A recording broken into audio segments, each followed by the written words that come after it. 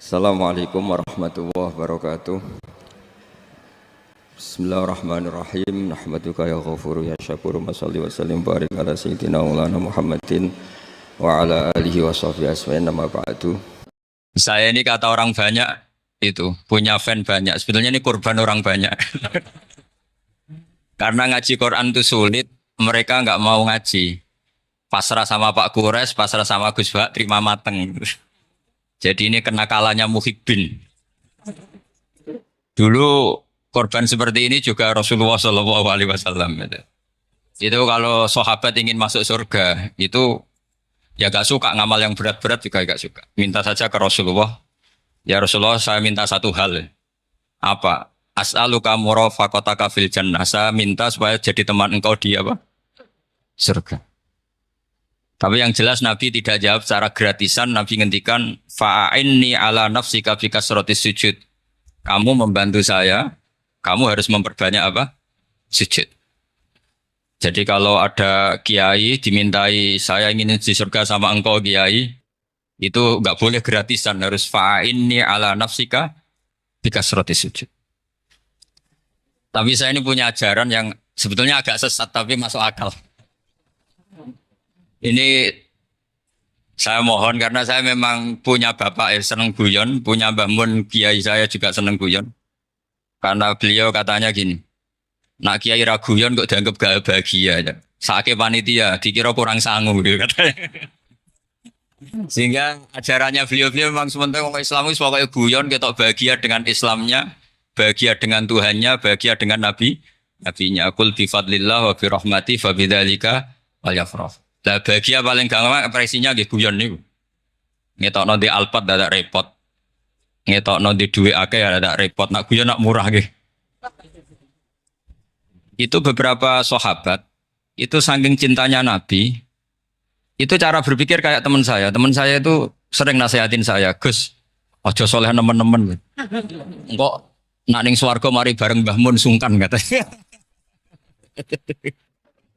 Jadi kalau terlalu soleh kan surganya sama guru-guru kita. Kan tidak enak itu. Enggak. Kalian kalau di surga kan nggak kebayang. Mesti polanya kayak apa gitu. Lama punya istri tidak cantik. Di sana apa? Cantik. Nah itu kalau jejer guru kan sungkan. Jadi makanya kata teman saya, soleh pas-pasan ya Gus. Ben swarga ini nggak sama siapa? Mbah Mun katanya. Sungkan katanya. Nah ternyata pikiran itu juga ada di sahabat. Ya Rasulullah, saya puas-puaskan melihat engkau di surga. Kenapa? Saya tidak mesti masuk surga. Kalaupun di surga beda kelas dengan jenengan. Jadi para sahabat ya sadar, kalaupun di surga beda kelas dengan jenengan. Tapi pelajaran yang kita bisa terima adalah bahwa semuanya itu harus ada amal kita. Sehingga Nabi ngendikan fa'inni ala nafsika bikasrotis sujud. Maka tolonglah saya untuk mengabulkan permintaan kamu dengan memperbanyak apa? Sujud. Saya akhir-akhir ini sering kampanye tentang sujud. Caranya gimana?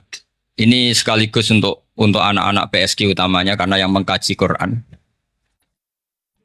Kata ulama, mentahbib ya, menyenangkan orang kepada Allah itu butuh bayinah. Bayinah itu logika yang kebenarannya itu cara Jawa itu jelas welo-welo, sangat jelas. Namanya al-bayinah. Saya ulang lagi ya, namanya apa? Al-bayinah. Sehingga dengan logika itu orang yang kafir saja menjadi mukmin, yang fasik menjadi soleh. Yang soleh bila ilmin menjadi soleh bil ilmi atau bil hujjah. Itu yang disebut Allah lam yakunil ladzina kafaru min ahlil kitabi wal musyrikina munfakkina hatta ta'tiyahumul bayyinah. Siapa itu rasulun minallah yatzlu suhufam mutahhar. Jadi kemampuan argumentatif itu yang harus kita bela-belain.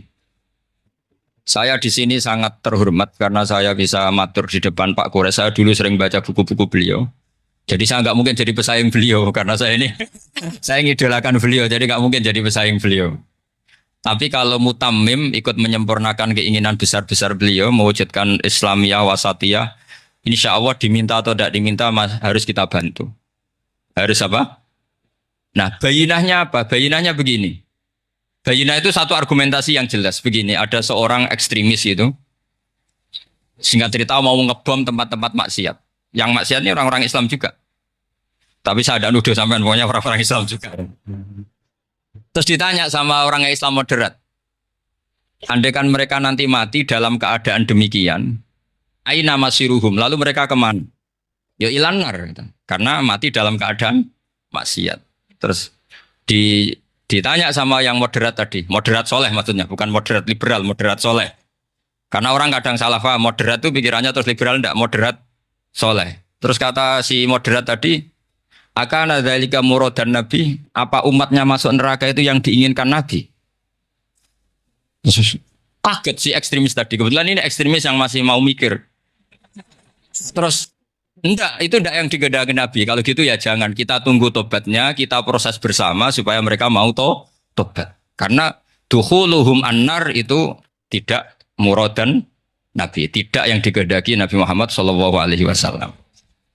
Nah cerita seperti ini tentu ada padanannya. Padanan itu artinya kias ya, kias dalam hadis sahih. Saya yakin hadis itu sahih. Kalaupun itu dhaif itu yata'ayyadu bi fatwal ulama. Menjadi kuat karena banyak ulama yang fatwakan seperti itu. Saya pastikan itu diriwayatkan Qadhi Iyad dalam kitab Asy-Syifa, juga diriwayatkan Ihya, juga diriwayatkan di Hayatus Sahabah. Di situ ada sekian sanad sing yuqawi ba'duhu ba'da. Kenapa ini saya utarakan? Karena di kota itu sanggeran wong hadis itu takokno sahih ta ora. Kadang sing takok ya ndak paham itu. Wong maca kitab ora iso kok takok sahih ta ora. Yang ditanya juga aneh. Terus berusaha jawab. Padahal kadang ya ndak bisa juga jadi. Di hadis itu ada penjelasan begini. Ada seorang Arabi itu orang Bedui lah, orang yang kurang peradaban. Minta sesuatu pada Rasulullah SAW. Karena Nabi itu udah orang kaya, Nabi udah jutawan, udah hartawan, dikasih. Mungkin kalau uang sekarang mungkin 50.000 atau berapa. Orang itu gerutu-gerutunya. Nabi kok pelit gitu, kira-kira seperti itu. Akhirnya sahabat ini merasa tidak nyaman, ingin, karena ini Arab ya, ingin mengadili ini. Saya membahasakan mengadili itu ya ada Arabnya, karena kadang ada riwayat misalnya fahamma ayyadribuhu, nanti juga repot, ayat tuluhu juga repot. Makanya kalau ke Jawa itu kadang maknani bahasa Arab itu bingung. Dan memang baik bingung daripada enggak bingung. Karena kalau yang enggak bingung itu keliru pede. Misalnya jika istri kamu agak rewel, itu begini-begini. Terus ada kalimat wadribuhun, maka pukullah. Itu kalau orang nggak bingung langsung diterjemah mukullah. Nanti dilaporkan Komnas HAM gitu. Tapi kalau yang bingung itu akhirnya tatoluk, mencari-cari. Ternyata di semua tafsir disebut dorban ghairu mubarrihin, ya mukul tapi yang tidak menyakiti. Jadi kekeliruan itu pasti dimulai orang-orang yang nggak bingung. Jadi ilmunya nggak cukup, akhirnya nggak bingung. Bingung itu penting. Loh, betul ya? Nggak ada orang alim kecuali dari bingung. Karena orang alim itu nggak bisa pede. Karena referensinya banyak, kemungkinannya banyak. Sehingga mesti pikiran pertama kalau ada lafadz ini maknawi apa lafzi. Ini mahmul apa enggak? Ini mansuh enggak? Ini muqayyad mutlak enggak? Ini sekaligus jadi pusat studi Quran, jadi supaya teman-teman memang seperti itu. Kata wadribuhun, maka pukullah. Saya masih ingat betul. Ketika Pak Quraisyab menulis di Membumikan Al-Quran tentang alak. Itu kalau orang ahli embriologi, dimaknani alak segumpal darah, itu mesti tertawa-tawa. Karena nggak ada dalam proses embriologi orang lewat proses segumpal apa? Darah. Tapi kalau alak itu madatul kalimah dari kata aliko ya'liko alakon, sesuatu yang menempel, jadi zigot yang berhasil menempel di dinding rahim itu yang jadi anak. Itu ya normal saja, memang itu terjadi. Ya barokahnya bingung tadi. Atau alak dimaknani segumpal darah tapi min haitsul jinsiyah. Artinya haitsul jinsiyah itu sejenis ini. Jadi bukan di proses embriologinya tapi di jenisnya, supaya orang tidak sombong diistilahkan min alak. Tapi maknanya min jinsil alak, bukan alaknya tapi jenis alak. Itu kayak Abu Bakar. Abu Bakar itu kalau sedang bully manusia yang sombong-sombong itu. Kamu kok sombong? Kamu itu keluar min makhrajil bauli marroten katanya. Gitu. Supaya orang tidak sombong itu disilakan manusia itu yakhruju min makhrajil bauli apa? Marroten. Kan kamu keluar dari makhrajil bauli berapa? 2 kali kan? Minar rojul lewat penis terus nanti lahir juga lewat min makhrajil baul. Jadi untuk mengadili manusia supaya tidak sombong diistilahkan keluar min makhrajil baul marroten. Nah mungkin alak kalau maknanya segumpal darah itu maknanya jenisnya seperti ini. Kenapa kamu sombong? Jangan digugat tentang itu proses embriologi. Kalau itu tidak ngalami itu. Jadi akhirnya barokahnya bingung itu alak dari proses embriologi maknanya apa? Ali kaya aliku alakon sesuatu yang apa? Nempel, yang sukses nempel di dinding rahim. Tapi dari segi jenis mendidik tawadu, mendidik khafdul janah lil mu'minin, mendidik adzullu wal inkisar, rasa hina. Nah, itu dengan makna tadi. Saya teruskan. Si Arabi tadi karena dikasih 50.000 Gerutu terus akhirnya Nabi memanggil Arabi tadi karena mau dipukulin sama sahabat.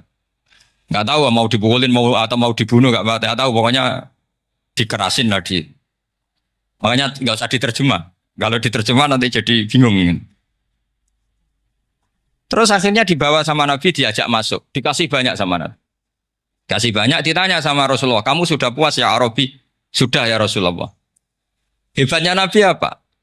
Kamu harus menjelaskan ke semua sahabat saya kalau kamu sudah puas. Karena tadi kamu ngomong yang bikin sahabat saya dongkol. Terus sekarang harus mengkonfirmasi.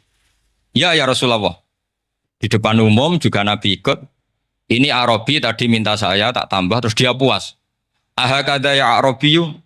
Naam ya Rasulullah. Fajazakallahu min khairin wa asyiratin. Dia tegas naam ya Rasulullah. Nah, pelajaran dari hadis ini adalah kalimat ini. Ini harus diingat-ingat. Setelah Arabi tadi puas, sahabat juga tahu apa pernyataan puasnya Arabi tadi. Nabi ngetikan begini. Masalu hadza, perumpamaan orang ini dan saya itu seperti orang yang punya unta atau sapi atau kambing yang syarodat, yang liar. Fattaba'ahan nasu. Kemudian orang-orang ikut membantu nangkap. Falam yaziduha illa nufuran. Bantuan manusia-manusia ini malah tambah lari karena ini semua orang ini asing. Bagi unta ini kan asing, yang nggak asing kan hanya pemiliknya. Terus kata si pemilik unta tadi, khallu baini wa baina naqati. Sudah saya tidak usah dibantu. Fa ana arfaku, biasa lebih sayang kepada unta saya. Orang nggak ikut bantu semua, terus kemudian unta itu dipanggil, fa akhadha min kumamil ardi, kira-kira diambilkan rumput, terus unta itu mau nurut. Intinya apa? Kalau orang nggak bakat kiai, nggak bakat dai ilallah, kok ngajak-ngajak Islam itu falam yaziduha ila nufuron, kira-kira gitu. Karena lebih banyak emosinya ketimbang teknik proses tadrijinya, tasreknya. Akhirnya itu jadi pelajaran ke kita. Pelajaran kedua, Rasulullah ngendikan begini. Andaikan kamu membunuh si Arabi tadi, bahasanya yang membunuh. Kalau ini tak terjemah nggak apa-apa, wong andaikan saja. Andaikan kamu membunuh si Arabi tadi dalam keadaan membenci saya, yaitu ngomentari Nabi adalah kikir, maka dakhalan nar. Orang ini akan masuk neraka karena dia mati dalam keadaan sakhitan dan Nabi SAW. Dia mati berstatus benci kanjeng. Tapi uniknya dalam Islam segampang itu. Ketika si Arabi tadi mencintai Nabi itu karena dibayar, karena diservis. Dan itu cukup loh dalam Islam itu. Mencintainya Nabi itu karena dikasih uang lagi. Akhirnya dia senang Nabi meskipun karena dikasih uang. Tapi jangan diteruskan setelah senang Nabi dibunuh masuk surga, ya tidak usah gitu. Nanti jadi repot tadi. Tapi intinya apa? Islam itu semudah itu. Yang menerima kebenaran karena servis saja diterima sama Allah Subhanahu wa ta'ala. Nah ini di sini pentingnya kiai-kiai yang wasatiyah, yang ceria, yang gampang. Karena kita tidak ingin tanfir. Saya kemarin bikin makalah untuk 100 harinya guru saya Kiai Haji Maimun Zubair. Tak beri judul Al-Intisar Limadhabi Syekhina. Itu diantara yang saya tulis adalah Sayyidina Umar itu pernah diprotes sama banyak sahabat, termasuk Abu Bakar, karena Abu Bakar ke Umar ini lewat penunjukan.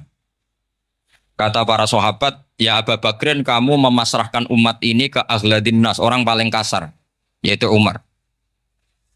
Tapi apa? Ketika ada sahabat yang memberanikan diri tanya Sayyidina Umar, namanya Abdurrahman bin Auf, kenapa engkau kasar pada umatnya Rasulullah SAW?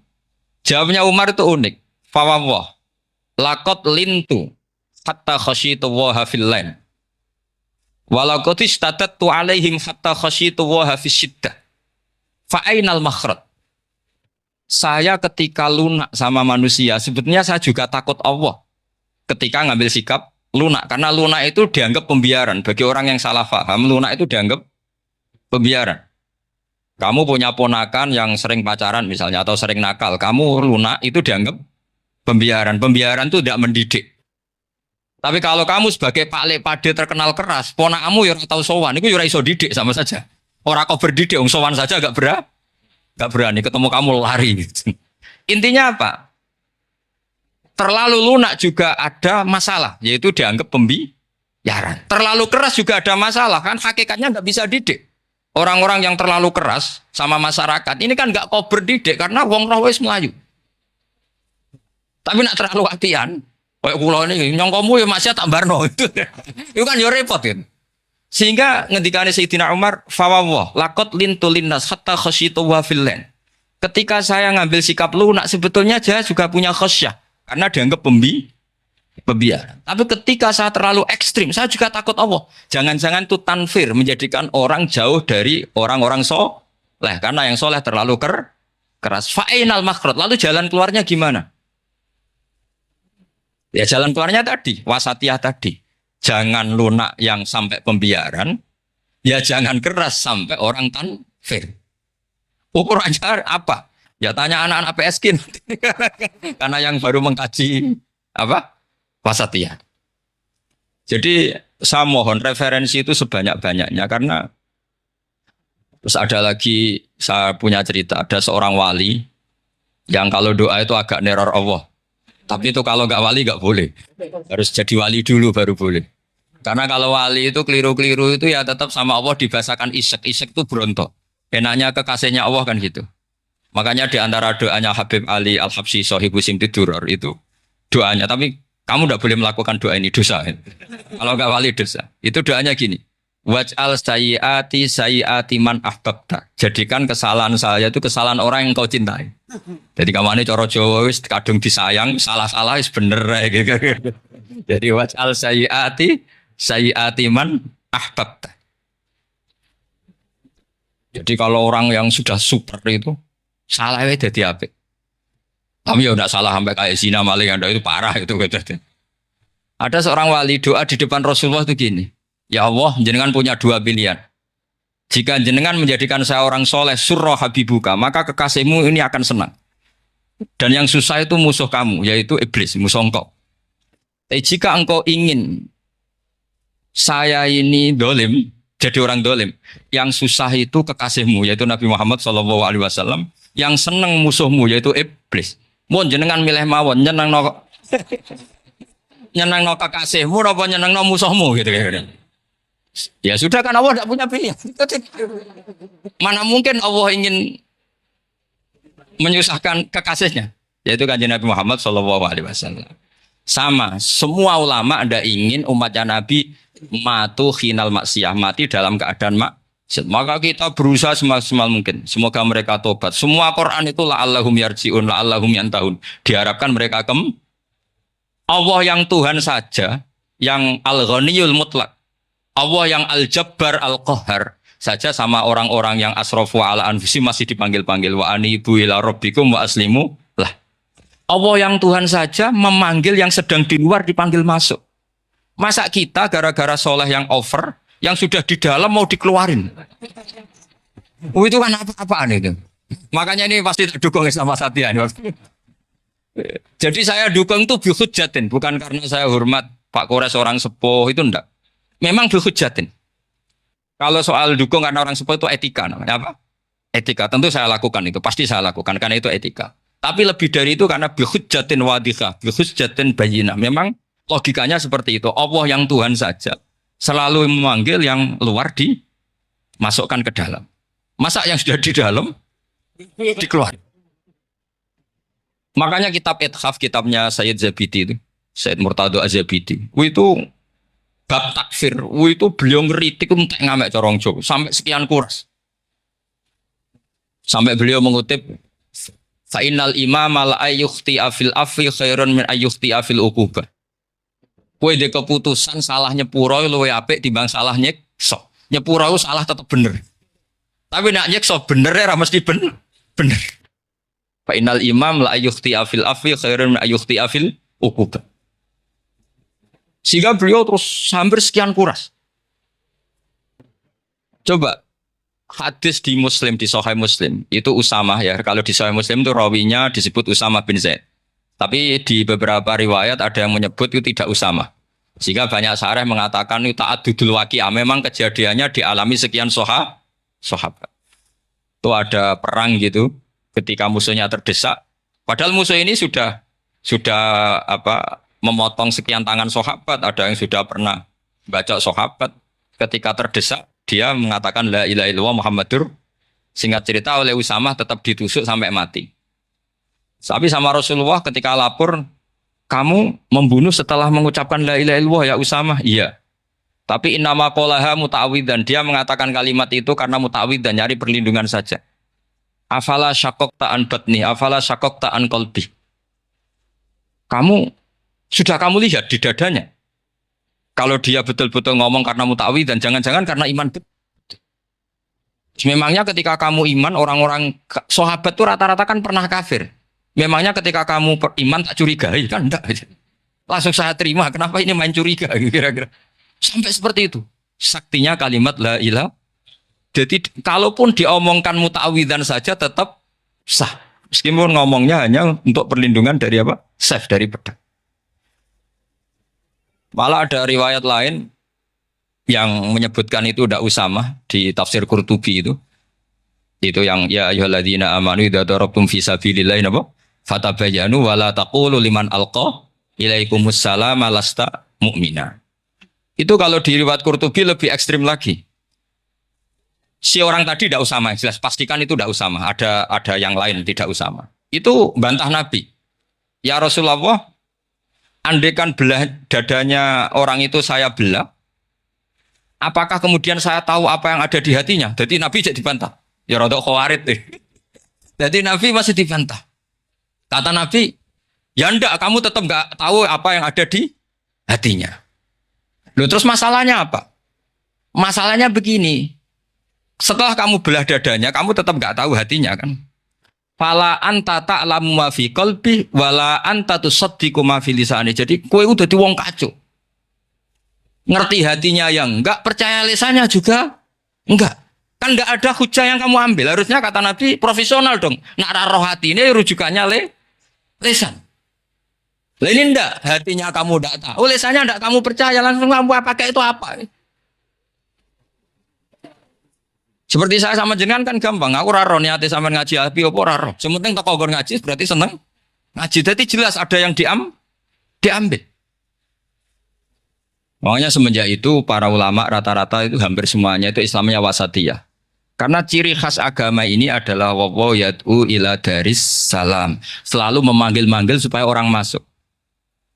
Enggak ada ayat wallahu yukhriju min daris salam itu. Allah mengusir orang min daris, tidak ada. Nah, kalau sampean salahnya orang yang dicintai kayak Nabi Adam nasib sampean. Nabi Adam itu salah karena makan apa sajaratil khuldi. Kata cerita-cerita gitulah. Nanti bisa diperdebatkan. Sajaratil khuldi itu nama larangan, itu nama salah sebetulnya. Nanti tanya Pak Kures, itu kan sebenarnya gini. Istilah khuldin itu bahasa setan. Hal adulluka ala sajaratul khuldi wa mulki la yabla. Jadi iblis itu goda Adam. Kamu ingin mangan pohon keabadian. Jadi kalau kita mengistilahkan sajaratul khuldi, berarti mengesahkan istilah yang dipilih setan. Jadi masalah. Makanya saya enggak, pokoknya anut-anut umum wong muni sajaratul khuldi ya ikut sajaratul khuldi. Tapi ini sebetulnya bahasa yang dipakai setan. Singkat cerita Nabi Adam itu akhirnya makan tapi tidak banyak. Makanya sebagian aja diredaksikan dzaqo itu ngicipi. Makanya ada akala. Berarti zauk juga disebut aklu. Tapi aklu yang sedikit disebut zauk atau zako. Nah, ketika makan itu Allah duko. Tapi duko orang yang dicintai. Diwarai. Cung Adam, kowe tak warai donga supaya tak sepuro. Jadi kaya anak apa minggat wong disayang, disangoni minggatlah tak sangon. Makanya waj'al sayyiati man tabta. Disangoni fatalaqa adamu min rabbih kalimatin fataba alaih. Makanya saya kalau baca ayat itu cek enak dadi sangoni. Maca iki cung yo kok ben dadi minggat digani HP mbek dhuwit engko nek wis kepen mulai ya mulai. Makanya itu jadi Quran itu luar biasa. Akhirnya Nabi Adam yang benar diusir, tapi sudah bawa bekal. Diwarai oleh pangeran. Nah ternyata apa? Maksiatu Adam itu maksiatu mu'azzimin. Maksiatnya orang yang sangat menghormati Allah. Jadi kalau kamu ingin jadi wali, itu pertama harus kamu berstatus al-mu'azzim, al-musabbih. Ternyata kata kuncinya gini, kata tafsir Ibnu Katsirin. Waqo sama huma inni lakuma laminan nasihin. Saya ini kan muridnya Mbah Maimun, muridnya bapak saya. Kan gak kebayang orang pakai namanya Allah kemudian dusta. Jadi Nabi Adam dirayu setan kayak apa itu gak pernah tertarik. Gak pernah tertarik. Tapi akhirnya setan bilang, wallahi demi Allah, bahwa saya menyuruh kamu makan buah khudul itu laminan nasihin. Wallahi, pakai kata wallahi. Terus Allah ya sudah merevisi larangan itu. Sekarang sudah bilang boleh katanya. Nah karena kata pakai wawahi, terus kata Nabi Adam, fawawah wa izzatika ya Rabbi, ma dzanantu anna ahadan yahlifu bika kadiban. Ini dawuh Nabi Adam. Adam wis tak kandhani kok ora nurut alasan apa? Terus Adam atau pangeran wa izzatika, demi kehormatanmu ya Allah, fawawahi ma adzunnu anna ahadan yahlifu bika kadiban. Saya tidak pernah ngira ada hambamu, ada makhluk kemudian mencatut nama engkau kemudian dia dus. Kenapa saya sebut-sebut nanti tadi asmane Mbah Mun? Andai kan saya punya teman biasa bodoni saya. Biasa bodoni saya, nipu saya. Terus bilang gini, Gus Bah, jenengan ditimbali Mbah Mun. Dan dia sumpah, kira-kira tak pikir apa enggak? Enggak, pasti saya langsung meskipun ya dibodoni. Karena saking wibawanya Mbah Mun, sehingga saya enggak ngecek lagi orang ini bohong apa tidak. Nah, Nabi Adam, saking wibawanya Allah di hatinya Nabi Adam, kita disebut wawahi. Allah sekarang ngalalkan itu, sudah tidak pikir panjang. Karena dia tidak pernah ngira ada orang mencatut nama Allah, kemudian dia dus. Seperti di dunia santri, misalnya ada yang dipanggil Habib Ali, masuk disumpah sih, tenang taurah.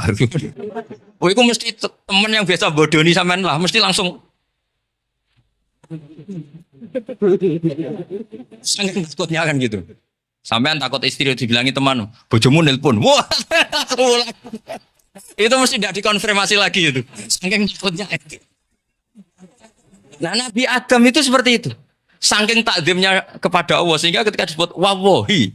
Nah itu yang kata kuncinya waqo sama huma inni lakuma laminan nasihin fadallahuma bihur. Itu kalau sampean teliti.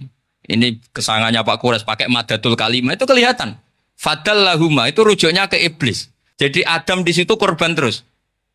Kan wako sama huma iblis sumpah ke Adam Hawa. Fadallahuma iblis menunjukkan Adam Hawa. Sehingga dia dua orang ini maksiat semuanya korban. Dia hanya sebagai objek. Kreatornya yaitu iblis.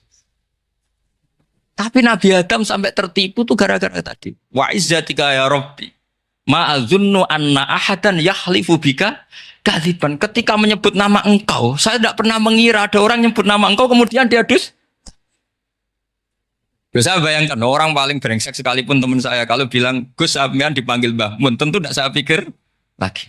Atau di pondok sini, Kang diceluk Habib Ali, ditimbali Habib Ali. Sampean konfirmasi apa enggak? Enggak kan? Apalagi ini Allah Subhanahu wa ta'ala. Jadi wong nek sebakat wali. Itu begitu. Nah, kalau jenis ini kok salah? Itu waj'al sayyiati man. Kanjeng Nabi dalam lahirnya juga pernah salah dalam lahirnya karena Nabi memberi izin orang-orang munafik gak ikut perang. Salahnya secara fikih adalah kewajiban perang zaman itu karena zaman itu memang orang-orang kafir juga merangi kita sehingga kita dibolehkan merangi. Jangan hanya cerita Nabi perang berarti perang syariat aja gitu. Nabi perang karena perangi. Jelas ayatnya udzina lilladzina yuqatalun, diberi izin bagi yang ngalami yuqatalun, di perangi baru diberi izin perang. Jangan langsung bangun tidur perang, itu enggak ada ayatnya. Qatilul ladzina yuqatilunakum, merangi yang merangi kamu. Wa akhrijuhum ya min haitsu akhrajukum, ngusir yang ngusir kamu. Jadi perang itu akibat bukan sebab. Akhirnya Nabi itu secara fikih itu salah. Secara fikih lah, karena memberi izin orang munafik. Tapi Allah ketika sama Rasulullah Muhammad SAW, karena kekasihnya, ngendikane sudah dimulai fawahu angka. Muhammad tenang wae wis sepuro. Cuma aku takok kena apa kok buka izin. Tapi itu kalimatnya afawahu dimulai dengan kalimat yang menyenangkan, afawahu. Jadi ibarat sampean salah sama orang tua. Wes sepeda mbok ora pamit itu serapa salah. Cuma aku tetap takok alasan apa gitu loh. Wis bilang wis gak apa-apa, Jung. Sepeda motor mbok gowo, mbok dol iku ora apa-apa. Cuma aku takok kena apa. Tapi mukadimahe ora apa-apa sih. Kayak apa Allah sama nabinya. Jadi mengkonfirmasi saja dimulai dengan afawahu an. Lima adin talahum. Wong karwan wong munafik gak ndek ngamal malah mbok ora ira perang. Ya malah ora tau khidmah agama. Jadi makanya terus orang-orang soleh kalau berdoa apa? Waj'al sayyiati man ahbabta. Ya Allah, jadikan kesalahan saya adalah kesalahan orang yang kau cintai. Nah, yang paling dicintai Allah tentu umat Rasulullah sallallahu alaihi wasallam. Saya tak beri ijazah. Kali ini tak ijazahkan enggak apa-apa karena ini hadis sahih musalsal. Umatnya Nabi kok gak enak bi. Kontrak mbek pangeran sebelum salah itu sudah ada kontrak. Makanya Nabi itu ngendikane bangga sekali. U'titu khamsan lam yu'tahunna nabiyyun qabli atau ahadun min qabli. Saya diberi 5 hal hadiah sama Allah yang umat sebelumku, Nabi sebelumku tidak diberi hadiah itu. Di antara hadiah itu terbesar adalah wa'u'titu khawatimah suratil Baqarah. Saya diberi hadiah akhir dari surat Baqarah. Oh, ada hadiah gimana? Allah itu sudah naikkan kontrak dengan kita. Kita disuruh doa sama Allah. Rabbana la tu'akhidna in nasina waqta. Ya Allah, suatu saat saya salah. Padahal kita pasti salah. Suatu saat Gusti, suatu saat kita salah. Jangan kasih sanksi loh. Oke, mau oke. Itu kok udah enak gimana? Sebelum kita salah, terus naikkan kontrak sama Allah dan Rabbana la tu'akhidna in nasina aw akhtana. Ya Allah, jangan jatuhkan sanksi kepada kita jika suatu saat saya lupa atau salah. Qala na'am. Allah jawab, nah. Makanya Nabi senengnya bukan main tentang apa? Saya diberi hadiah akhir surat Baqarah. Tapi sekarang jadi fitnah tadi. Yang kiai NU baca itu dipakai tahlilan. Kadang-kadang yang baca enggak paham. Yang kritik juga enggak paham. Jadi ya sudah innalillahi wa inna ilaihi raji'un. Sebetulnya itu diabadikan di tahlil itu karena itu surat yang luar. Tapi sebagian yang baca agak paham sehingga ya dingin saja wong enggak paham. Tapi kalau kita yang paham itu luar biasa, wong belum salah sudah ada perjanjian la tu'akhidna in nasina aw akhtana. Sama Allah dijawab, "Nah, yo umatem nak salah orang langsung tak siksa. Aman." Maksudnya dintain tobat aja terus salah terus. Kayak apa? Makanya beda. Nabi itu begitu bangganya dengan surat akhir surat apa? Baqarah. Terus tafsir kedua. Umat ini adalah umat yang sifat Allah itu selalu aktif dan dua-duanya aktif. Ini perlu saya sampaikan berkali-kali. Dua-duanya aktif. Jika orang soleh itu nggak boleh mengadili orang dolim. Itu umatnya Rasulullah SAW. Begini logikanya ya. Pernah ada cerita, ada orang soleh sedang sujud, diinjak sama orang fasik, al-asi lah orang fasik. Karena orang soleh ini diinjak, orang soleh, bawaan orang soleh itu ya kadang gampang marah, bawaan orang soleh. Tapi pas marah itu nyatot nama Allah. Fawawahi la yaghfirullahu laka, pakai nama Allah. Andai kan dia bilang semane kue itu malah gak apa-apa gitu. Karena misoh-misoh sendiri itu kan urusan dia. Tapi pakai namanya Allah. Fawawahi la yaghfirullahu laka. Allah tidak akan ngampuni kamu. Itu Allah langsung memberi wahyu ila nabi hada zaman, ke nabinya zaman ini. Allah ngendikan gini. Ini yang cerita Rasulullah. Mang dzalladzi yata'alla alayya alla aghfira li fulan. Faqad ghafartu lahu wa ahbattu amalak. Orang itu tak ampuni, yang sujud amalnya tak hilangkan. Kenapa? Allah tersinggung. Wong saya ini bisa alfir, bisa ngampuni. Kenapa kamu nyifati saya hanya u'adzib? Jadi kira-kira Allah tuh tersinggung. Wong sifatku iku yo yaghfir wa yu'adzib kok mbok ganti yu'adzib tok iku piye? Jadi sifatku kan hilang sitok gitu. Paham ya? Jadi kalau kamu melihat orang-orang maksiat, pikiran kamu Allah yu'adzibuhum itu enggak fair. Bisa saja Allah yaghfiru lahum. Tapi kamu milih sitok tok, yaitu sifat yu'adzib itu enggak fair. Harusnya ya yaghfiru liman yasha wa yu'adzibu man yasha. Tapi orang soleh ini wallahu la yaghfiru wallahu laka, itu Allah tersinggung.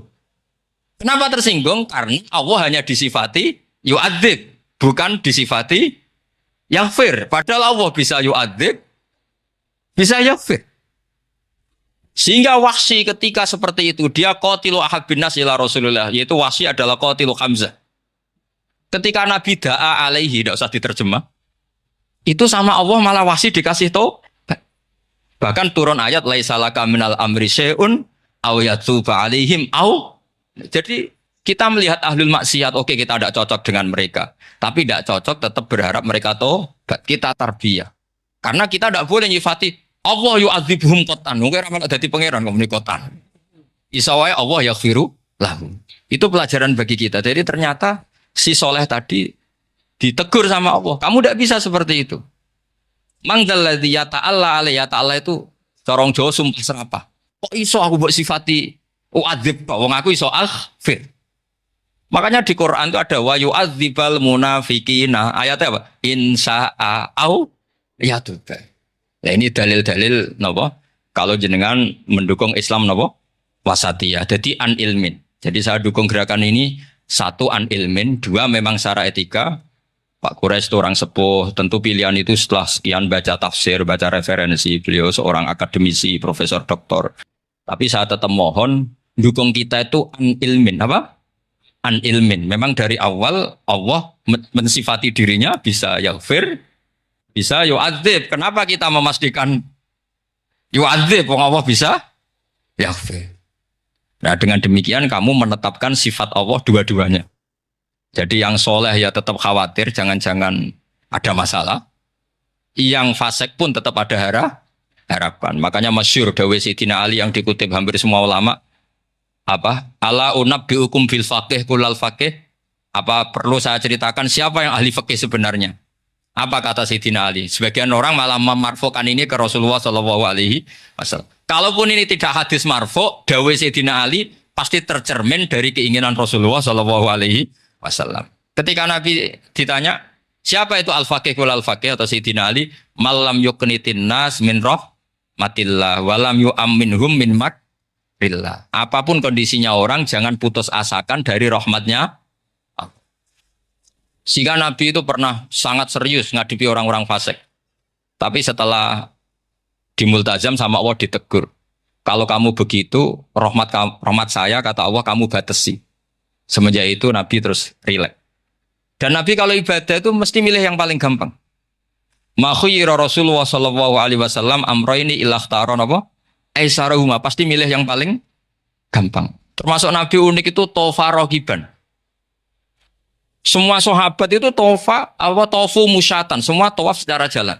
Tapi Nabi tofa rogiban. Sehingga kata ulama-ulama usul fikih, afdol mana? Ya afdol tawaf secara jalan karena al-ajur biqadrit ta'ab. Tapi untuk Nabi itu afdol tofa rogiban. Kenapa? Karena Nabi adalah muallimul ummah, pengajar umat. Kalau Nabi tidak tofa rogiban, maka orang akan bilang syarat sahnya tawaf harus jalan. Barokahnya Nabi naik unta, orang mengesahkan tawaf secara rogiban. Tapi saya ini keterusan, jangan nom-nom dong nganggo skuter kok teletabis. Ini kalau yang cocok ini. Wah, yang sing sepuh-sepuh itu cara kula berlebihan lah. Meskipun sah tapi kula nganti risih, buan terbenturan nepi. Yang disai itu. Boyo itibak Nabi itu paling enggak ya kesamaan sepuhnya atau apa Nabi kan. Ini ndak, sementing sah apa? Wah repot sih. Terus bukti kedua gini, kalau Nabi itu ingin ibadah itu paling ringan. Suatu saat setelah Fathu Mekah, Nabi kayak apa rindunya sama Ka'bah al-Musyarrafah itu, sama Al-Ka'bah al-Musyarrafah. Nabi saking rindunya minta sama Abu Thalhah al-Hajabi itu. minta Utsman ya, Utsman bin Talha al-Hajabin. Utsman namanya. Minta kunci terus masuk Ka'bah. Itu keluar dari khimah, itu Nabi senangnya bukan main. Karena Fathu Mekah. Lebu Ka'bah senangnya bukan main. Tapi setelah keluar dari Ka'bah, itu kelihatan hazinan, kelihatan susah, tersiksa. Ditanya sama Sayyidah Aisyah, kenapa engkau gelisah padahal tadi kelihatan senang? Wadidtu anni lam adkhul. Saya suka andikan tadi saya ada masuk Ka'bah. Kenapa ya Rasulullah? Jangan-jangan umatku ngira ini penting. Dan itu berat. Sampai jadi perdebatan ulama. Oke, apakah sunat masuk Ka'bah apa? Enggak. Sebagian ulama bilang enggak. Alasannya Nabi ketun cara Jawa itu kecewa, nyesel. Kenapa saat tadi masuk? Jangan-jangan umatku nanti merasa itu keharu dan itu repot. Nah kita tidak usah dilarang, memang tidak punya kesempatan. Alhamdulillah. Dilarang nggak dilarang, sudah tidak punya kesempatan ya. Nah ini yang terakhir kenangan saya mau menerangkan dan tambah mahabbah kepada Rasulullah Shallallahu Alaihi Wasallam. Ini betul ini sesi terakhir ini. Begini, salasun mangkun nafihi wajada halawatal iman. 3 hal ini kalau ada pada kamu atau pada siapa saja, maka menemukan halawatal iman, manisnya iman.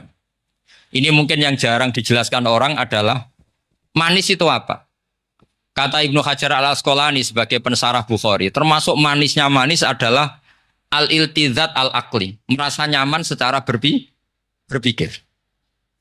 Nanti saya bacakan takbirnya sebelum saya tutup ngaji bareng ini. Begini misalnya, kita ngikuti Nabi Muhammad SAW. Tentu beliau punya al-jamalul wajhi, Nabi itu orang paling ganteng. Tentu beliau punya al-jamalul sauti, suaranya Nabi itu luar biasa. Tapi yang paling luar biasa tentu al-jamalul akli. Akalnya Nabi itu luar biasa jamal, luar biasa indah. Artinya gini, andaikan Anda seorang profesor atau seorang alim alama, seorang kiai yang paling alim, terus dikasih tahu Nabi, misalnya dikasih tahu Islam, sing gawe donya iki, iku Fir'aun. Kan mesti tersiksa, logikanya gimana? Wong Fir'aun lahirnya di bumi kok bikin bumi, kan dulu buminya timbang. Mesti ra iso turu sampe. Iki ajaran nopo kan iso turu. Tapi ajaran ini mengatakan sing gawe alam raya ini Allah. Allah itu awal, Allah itu qadim. Kan iso turu wis adone lah. Nek sing gawe luwih dhisik. Paham ya? Terus sing gawe iku ala kulli syai'in qadir wis adone lah jenenge gawe alam mesti ala kulli syai'in. Nah terus misalnya diajak paham ateis. Alam ini ndak ada, kemudian ada. Penciptanya apa? Ya ketiadaan. Oh ora iso turu sampean.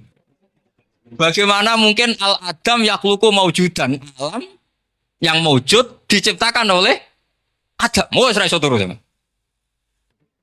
Dan itu kata Ibnu Hajar al-Asqalani, halawatul iman itu adalah ibaratun anil iltizat al-akli. Halawatul iman dan ibaratun anil iltizat, agama ini nyaman secara akal. Saja ini di kitab saya Fathul Bari. Ini di juz 9, di kitab saya halaman 193 ya. Karena mungkin sampean beda cetakan atau enggak ada nomornya karena enggak punya, enggak tahu saya. Banyak ini tak. Tapi ini nanti saya tak tinggal di Mas Wafa ini. Nanti yang enggak boleh di ngopi saja, di foto aja. Selumayan ben ngaji ku nganggo kitab ben kok wong alim gitu, keren banget. Saya baca Bismillahirrahmanirrahim. Halawatul iman. Beliau ngendikan wayal taddu bidzalika iltizazan aqliyan. Jadi orang merasa nyaman secara iltizazan aqliyan, akalnya merasa nyaman. Idzil iltizat al-aqliyu idrakuma huwa kamalun wa khairun min haitsu huwa kadzalik. Disuruh minum obat. Tentu secara watak kamu tidak senang karena obat itu pahit. Tapi kamu merasa nyaman setelah sakit minum obat merasa nyaman karena ada harapan sembuh. Jadi watak kamu tidak senang, lidah kamu tidak senang karena pahit, tapi akal kamu senang. Wah enak aja berarti suntik, berarti infus, baru minum obat. Berarti itu namanya iltizazan aklian. Akal kamu merasa apa? Nyaman karena telah melakukan sesuatu yang sesuai akal. Tak baca ya, misalnya al murad bil hubbi huwa al hubbul aqli alladhi huwa itharu ma yaqtadi al aqlus salimu rujhana wa in kana ala khilafi hawan nafsi kal marid yu'afu ad-dawa bi tab'i fayan faru anhu wa yamilu ilai bi muqtado aqli Kayak kita sakit tentu dioperasi itu tidak senang. Bayang wedhus apa usus diedel-edel kan nggak senang. Secara hawa nafsi. Paham ya? Tapi secara akal karena kamu divonis usus buntu, senang mana setelah dioperasi sama sebelumnya? Lah, senang dioperasi itu namanya al-iltizat al-akli. Ini kata Ibnu Hajar al-Asqalani. Wal aklu yaqtadi rujhana janibi dzalik. Nah, terus saya teruskan. Idzil iltizat al-aqliyu idrakuma huwa kamalun wa khairun min haitsu huwa. Jadi saya bayangkan, makanya saya kalau baca Quran itu sering saya nangis. Misalnya tadi, am khuliqu min ghairi syai'in am humul khaliqun am khalaqus samawati wal ard. Masa alam raya yang wujud ini semua maujudat, kemudian dirumuskan bahwa penciptanya adalah al-adam. Kenihilian, nihilisme. Kebayang enggak sampai ini suatu ruga misalnya.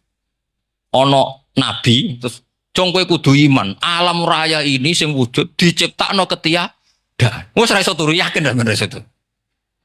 Tapi kalau nabinya bilang, hadhil awalim atau hadhil alam khalaqaha Allah. Allah itu siapa? Al-Qadim, wajibul wujud, ala kulli syai'in qadir, lahul asmaul husna, lam yalid walam yulad walam yakul lahu kufuwan ahad. Oke, keren kan gitu.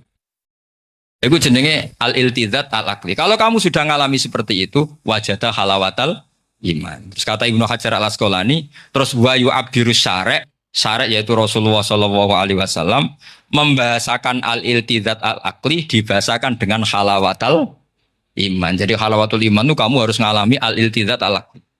Seperti misalnya dalam hukum sosial, kata ulama-ulama, laulam yakun ma ja'a bi Muhammadin dinan lakana fi aqlin nasi hasanan. Andai kan Muhammad tidak mengatasnamakan itu agama, akal pun mengatakan itu baik. Coba ajaran kita, ambek bojo sing apik, ambek anak sing apik, ambek tangga sing apik. Itu kan Coba kalau ajarannya gini, bojo taboki wae kesuwen. Kan iku kowe iki ajaran. Ambek tangga sing kondel, gak ngono tidak kok. Iku ajarane nabi apa ajarane ekstremis kan bingung. Jadi makanya laulam yakun ma ja'a bi Muhammadun dinan lakana fi aqlin nasi hasanan. Itu namanya al-iltizat al-aqli. Dalam konteks Indonesia, muhasabah itu sudah jadi perilaku ya. Karena dulu orang tua saya, guru-guru saya kalau ngandani itu, bayangkan kalau kamu jadi dia. Jadi misalnya kita mentang-mentang atasan, otoriter sama bawahan. Bayangkan kalau kamu jadi yang bawahan itu kayak apa? Laukun tamakanah, kalau orang Arab bilang, bayangkan kalau kamu di posisi dia. Makanya guyonannya orang-orang Indonesia itu kan orang ngaramkan judi gitu, bareng dikasih tahu. Tapi yang menang anak jenengan, alhamdulillah. Ternyata ngaramkan itu karena ada anaknya. Kalau anaknya yang menang ya seneng. Meskipun itu guyonan, tapi saya punya padanan itu dalam kitab Hikam. Nabi Ibrahim itu Khalilur Rahman, tentu bencinya minta ampun sama yang namanya maksiat. Suatu saat beliau diterbangkan di alam malakut. Itu kalau di Hikam saya halaman 15 juga. Saya masih ingat betul. Mungkin kalau Anda beda halaman karena beda cetakan atau enggak punya kitabnya.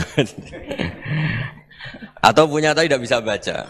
Nah itu jadi berbagai kemungkinan. Atau punya tidak bisa baca tapi dianggap jimat. Atau digo pencitraan. Banyak itu kaji-kaji tidak bisa baca kitab tapi di ruang tamunya kitabnya besar-besar. Pencitraan itu. Tapi ya bagus lah, nggak apa-apa untuk syiar. Setelah diterbangkan di alam malakut, diperlihatkan sama Allah. Ada orang pezina, ada orang syaribul khomri, ada orang mabuk, ada orang macam-macam. Allah tanya sama Nabi Ibrahim, bagaimana pendapat kamu Ibrahim tentang mereka yang maksiat? Kata Nabi Ibrahim, ya Allah habisi saja mereka. Mereka hidup di bumi engkau, makan rezeki engkau, kemudian mereka tidak taat sama engkau. Singkat cerita di fase itu, saya ulang lagi di fase itu, Allah nurutin. Sampai sekian peristiwa, mungkin 3 atau 4. Sudah, setelah sekian tahun Nabi Ibrahim lupa peristiwa itu, kemudian beliau diminta menyembelih anaknya. Ini versi kitab Hikam. Memang versinya banyak tentang kenapa Nabi Ibrahim disuruh menyembelih anaknya. Ketika mau menyembelih anaknya, Nabi Ibrahim ragu. Huwa samratu fuadi. Anak saya ini buah hati saya, kenapa engkau suruh menyembelih? Terus kata Allah, apa kamu tidak ingat ketika kamu saya angkat di alam malakut, kemudian kamu usul bunuh-bunuh, saya tidak mempertimbangkan usul Anda, tapi kenapa sekarang saya merintahkan kamu mikir gitu? Terus, ya karena ini anak saya ya Allah. Terus kata Allah, rumangsamu wong sing kon mateni gak gawean kau sing gawe kowe enak wae usul mateni. Sebenarnya saya yang bikin kemudian Anda enak aja usul membunuh. Semenjak itu Nabi Ibrahim itu di eranya itu asfaqun nas, orang paling sayang sama manusia. Karena kadang kita keras itu ya kebetulan tuh udah anak kita, ada keluarga kita. Cara orang Jawa itu kan gitu ya, kalau ada perempuan terus macak yang macam-macam pakai sepeda motor cowok terus wah itu luput suwuk semoga-moga gini, tapi setelah dikasih tahu niku ponakane jenengan semoga-moga selamat. Jadi jangan-jangan kemarin ahlil ma'asi itu kebetulan tuh tidak keluarga kita. Kalau keluarga kita yang pernah salah pada kita, semangat kita mintakan maaf. Jangan-jangan kita didikte hukum sosial gitu. Jadi orang yang salah kebetulan tuh orang yang menservis kita, atau keluarga kita, atau orang dekat kita. Jangan-jangan semangat kita mintakan ampun. Tapi kalau sama orang lain kebetulan musuh kita semangatnya minta itu kena adab. Nah ini yang nggak boleh dalam Islam. Islam mengajarkan niru Rasulullah SAW, Nabi itu rahmatal lil alamin. Bahkan kemarin saya ngaji virtual sama beberapa habaib, ada Habib Ali Al-Jufri dari Mesir, ya, ada Habib Alwi dari Kuitang, ada Habib Nabil Al-Musawa. Dari sekian habaib itu saya masih ingat diantaranya yang didawuhkan rahmatan lil alamin itu ketika Nabi adahu kaumuh, disakiti oleh kaumnya, dan itu mereka masih kafir semua. Itu mereka dapat doanya Nabi Allahumma hdi qaumi fa innahum la ya'lamun. Kayak apa baiknya Nabi, orang yang menyakiti, yang melukai, tapi Nabi masih berdoa Allahumma hdi qaumi fa innahum la ya'lamun. Sayyidina Umar dapat doanya Nabi itu yakhina kana kafiran, ketika masih kafir didoakan Allahumma aizzal Islam bi Umar. Itu ketika masih kafir. Itu pelajaran bagi kita bahwa yang sedang tidak cocok pun itu berdapat doa kita. Ya doa supaya kondisi kita baik, hari tambah baik. Karena agama ini saya berkali-kali bilang limangka nayarjuwa hawal yaumal akhir. Agama ini diperuntukkan bagi yang selalu punya harapan pada Allah Subhanahu wa taala. Saya cerita muhasabah ini tentang hubungan kita dengan Allah. Di Indonesia itu banyak orang fasik, banyak orang nakal. Ya di mana-mana orang nakal itu ya mayoritas, wa aksaruhum fasikun. Tapi berkahnya harapan. Mungkin saya kira nakal sok benda, mungkin saya kira sholat sok ben sholat, mungkin sekarang belum sakhok, belum dermawan, suatu saat dermawan.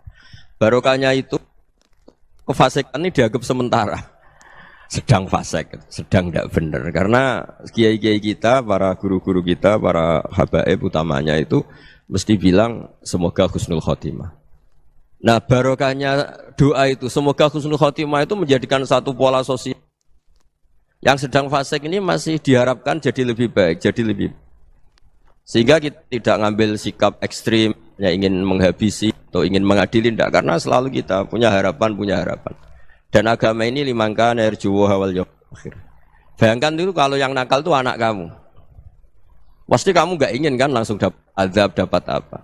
Padahal kita semua jadi tokoh ini abul kulli, bapak dari semuanya.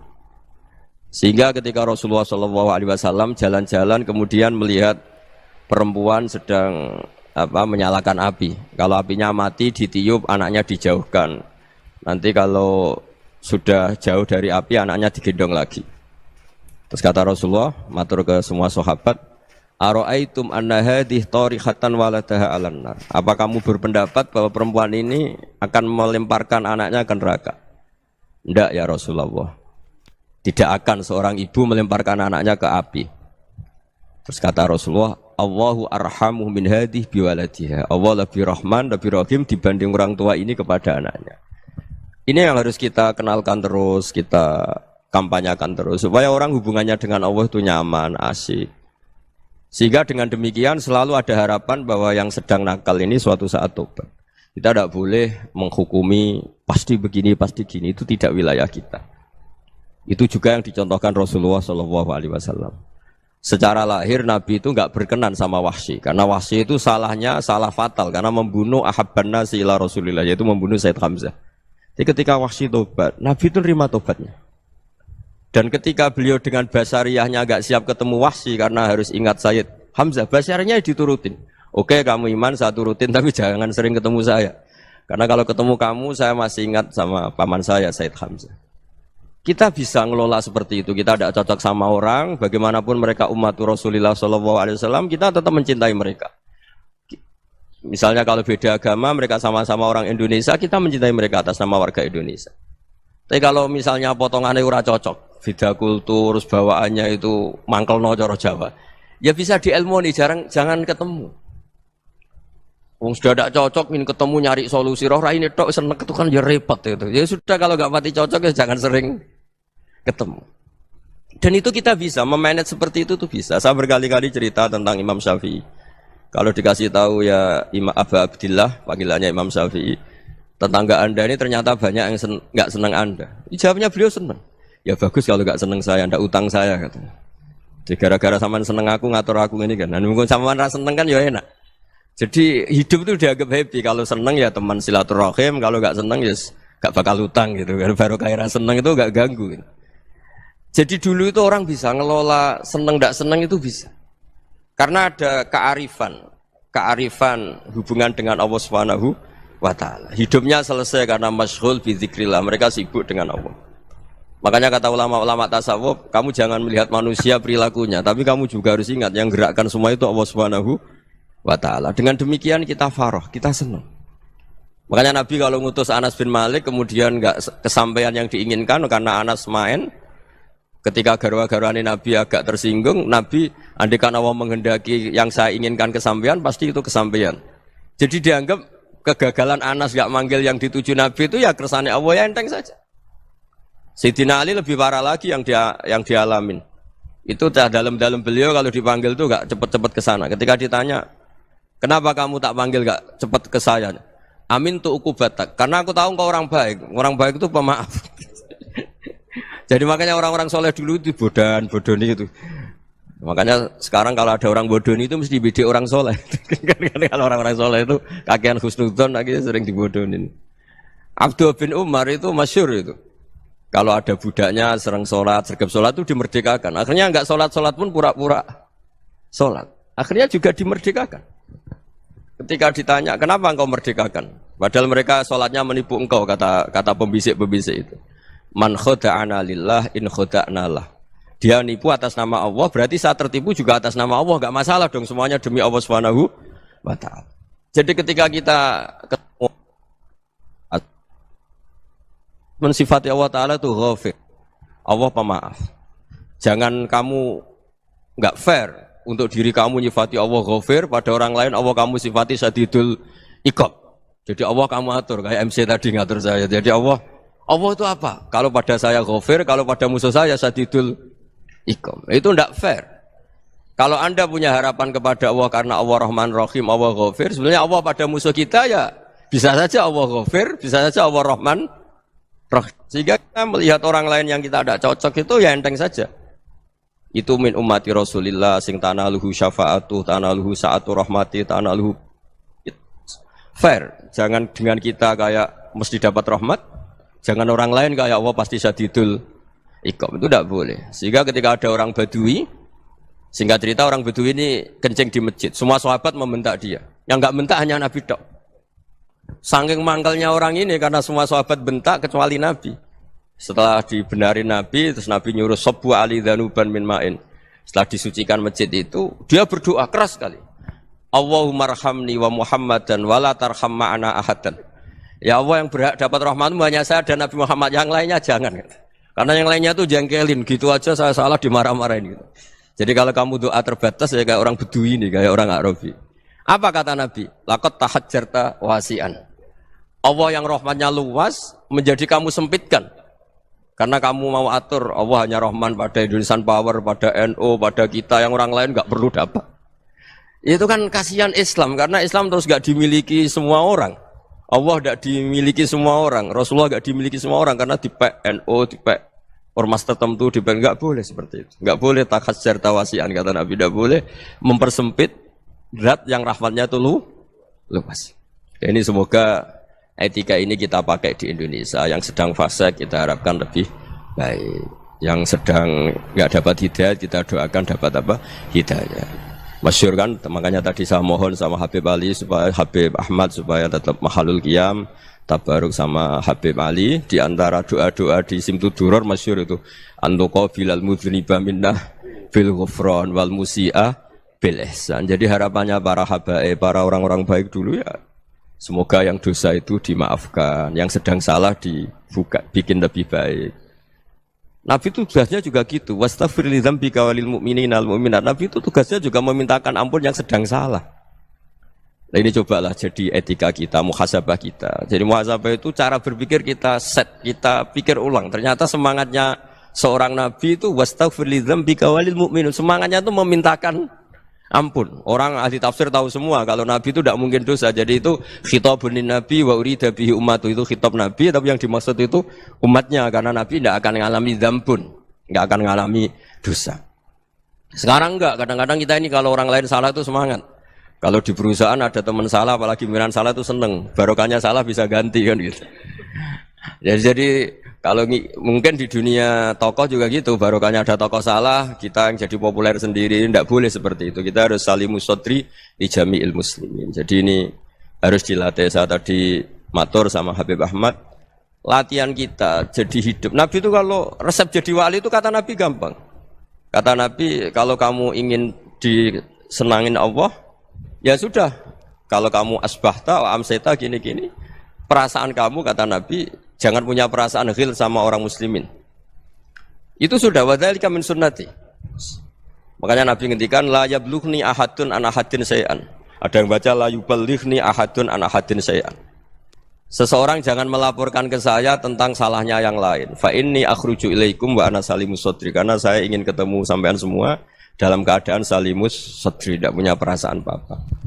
Karena kalau nurutin membisik, nurutin informasi itu ya repot, karena orang pasti sepihak. Ada kiai yang top, datang ke kampung-kampung ning desa-desa. Kata yang seneng itu punya akhlak. Wah itu bagus, orang besar datang ke kampung-kampung. Kata yang enggak seneng, wah itu jobnya kiai kecil kok diambil, itu kan ya kasihan itu kan sudut pandang. Makanya saya sering bilang, akal kita ini cukup untuk mentasdik Rasulullah Shallallahu Alaihi Wasallam. Meskipun perasaan kita kadang orang Jawa itu beda. Saya berkali-kali bilang sama peneliti dari Jogja, kenapa sih Gus para nabi itu kok poligami istrinya banyak? Nabi Dawud katanya itu berapa? Nabi Sulaiman malah jumlahnya agak terbatasin. Nabi Muhammad itu paling sedikit. Saya tanya gini, perempuan itu orang lemah, jadi kalau nolong orang satu gimana baik? Kalau nolong orang dua ya lebih baik, ya sudah kira-kira seperti itu. Paling tidak akal kita masih tahu kalau orang baik itu kan mesti baik. Nolong orang satu baik, nolong orang dua ya lebih baik, nolong orang tiga lebih baik. Tapi kalau kamu orang nggak baik, satu saja kamu terlantarin, kamu miskinkan, kamu ya tinggal diukur kan. Kalau orang baik nambah baik, tapi kalau orang buruk tambah buruk. Nah itu akal. Akal kita bisa menganalisis kenapa sih nikah itu ada yang poligami, ada yang enggak. Ya sudah, ukur saja diri kamu. Misalnya kayak saya elek keriting, rabi terus, memperbanyak wong elek, orang perilaku netok, raine dadi elek kabeh. Tapi nak kowe ku ganteng, alim, ganteng, sugih, anake ganteng-ganteng, berhubung kowe saleh ahli swarga kabeh, mertua yo bangga karena karir kamu meyakinkan. Ini mertua kamu aja enggak bangga mau nambah. Ipar enggak bangga, mertua enggak bangga, desa kamu yang kamu wayai juga enggak. Beda dengan Nabi ketika nikah Juwairiyah itu enggak ada pernikahan sebarokah Nabi dengan Juwairiyah itu. Azharu Rasulillah, di situ habis perang banyak tawanan, gara-gara jadi bisanya Nabi langsung dibebaskan semua karena Azharu Rasulillah. Sekarang bisanya Kanjeng Nabi. Dulu Abu Sufyan mangkalnya bukan main sama Nabi, gara-gara putrinya dinikah terus langsung jadi. Kalau kamu kan enggak, nikah satu, nikah lagi, satu kampung musuh kamu. Karena istri pertama ya cemburu, yang kedua agak bangga. Wah itu selesai itu, di dunia wal akhirah. Maksud saya, nganalisis Islam itu harus pakai akal. Dan akal yang dipakai, ini saya bawa ke kitab Ihya, adalah pikiran-pikiran para ulama. Makanya ketika Imam Ghazali ketika ditanya, fakaifa bi muslimin fasikin asawwaha fi jami'i amri. Kalau kalian ketemu orang fasik, orang Islam tapi fasik, perilakunya enggak ada yang benar. Kata Imam Ghazali jawabnya lucu, aneh. Ma min muslimin illa wa islamuhu ta'ah. Tidak ada orang Islam kecuali dia mau Islam, membenarkan Allah dan Rasul itu sudah taatnya dia. Kok kamu tidak bisa melihat taatnya dia? Dia pikirannya kan ini pemabuk, ini tukang apa. Tapi kata Imam Ghazali, sebenarnya kamu masih bisa berpikir positif. Ma min muslimin illa wa islamuhu ta'ah. Tidak ada seseorang Islam ketika dia milih Islam itu pasti ada taatnya, yaitu tasdik pada Allah dan tasdik kepada Rasulullah Shallallahu Alaihi Wasallam. Jadi dengan pola seperti itu, maka di antara guru-guru kita yang modern ya di era Mbah Maimun, di sini ada Habib Ahmad, Habib Salim, syair yang sering dibaca beliau adalah ada orang munajat sama Allah, ini cerita munajat. Itu orang itu ngendikan gini, ana mutnibun, ana mukhtiun, ana asi, huwa rahimun, huwa ghafirun, huwa afi. Ya Allah, saya mukhti, saya orang yang salah. Ana mutnib, saya orang yang dosa. Ana asin, saya sering maksiat.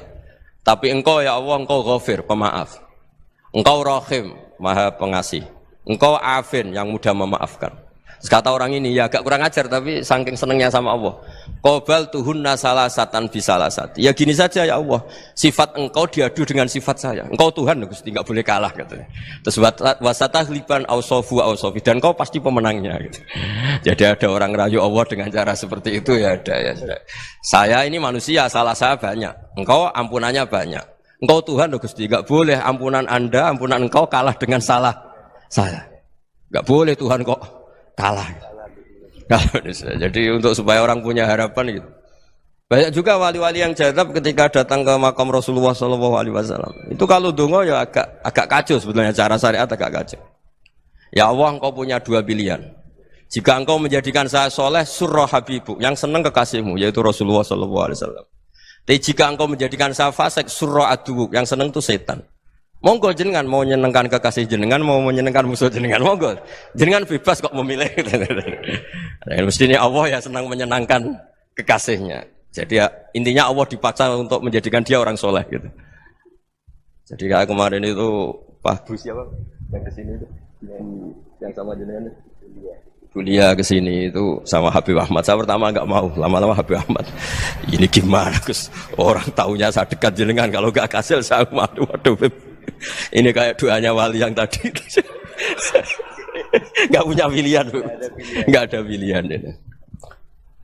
Jadi saya mohon muhasabah itu dimulai cara berpikir.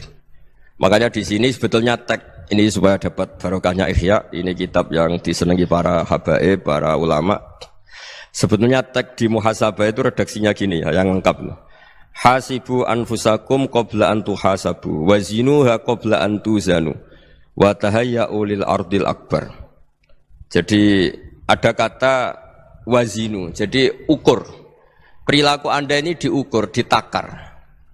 Misalnya kita sebagai suami kan ya punya hal-hal yang kita tidak ideal. Corong Jawa mesti pesek, cara rezeki ya pas-pasan. Dan kita juga kalau, makanya nggak boleh tanya istri begini, apa saya cinta pertama Anda? Pasti Anda kecewa. Orang jadi istri hanya korban terakhir gitu. Sudah. Karena orang kalau ngelamar kemana-mana gak jadi, yang jadi istri itu pasti korban terakhir gitu. Jarang istri pilihan pertama, jarang. Ayo semua yang nikah. Rata-rata itu pilihan Anda pertama Pak, dari sekian ditolak di mana-mana terus.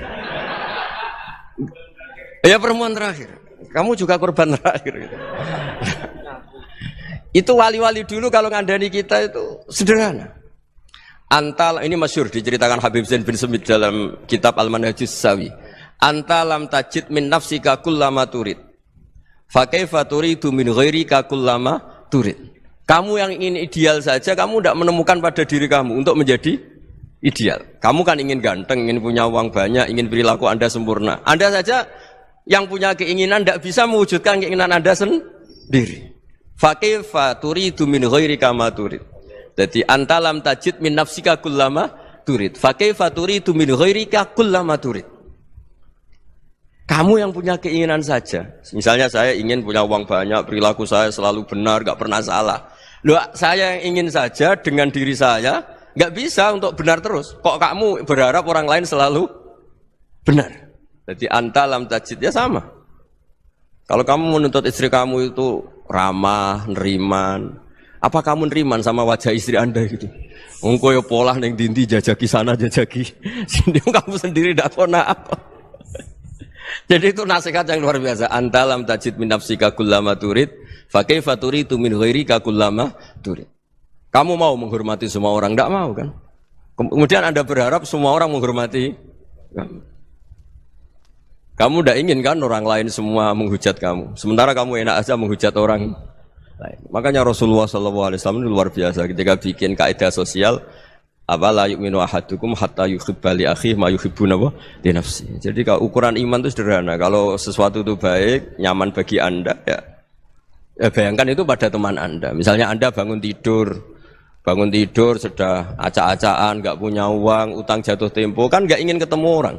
Ya kamu jangan bertamu ke jenis ini karena dengan kamu yang alami juga enggak siap ketemu orang. Makanya ada Habib Alim itu dilapuri sama seseorang.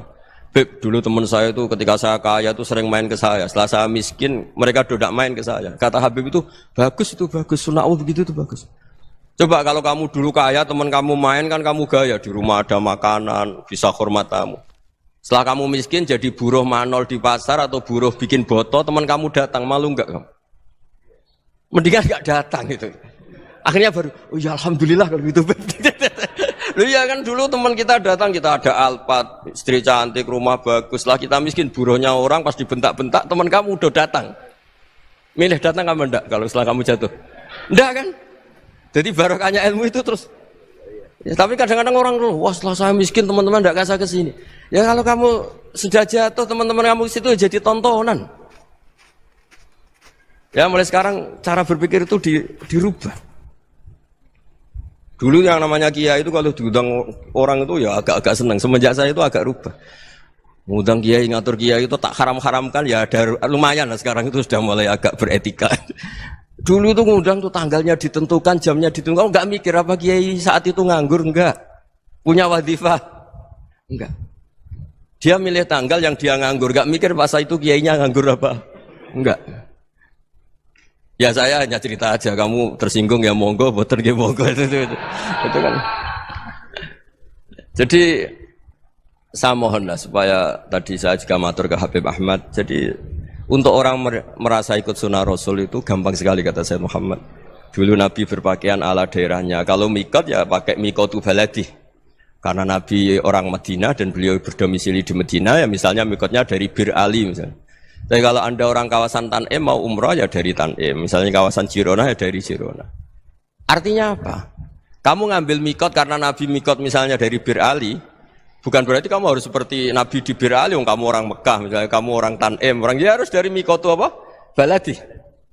Sama, makanya di fikih-fikih itu kalau tahnik anak, Nabi orang Arab, halawiyatnya kurma ya kurma. Kalau orang Jawa sedegan, semua podo-podo. Ya, podo-podo manis. Jadi ini tabaruk sama Sayyid Muhammad, ini ada murid beliau Habib Ahmad, saya baca supaya orang itu merasa ikut Nabi itu gampang sekali. Ini saya baca ya di halaman tadi disaksikan Habib Ahmad 433 di kitab apa begini? Manhajus Salaf fi Fahmin Nusus.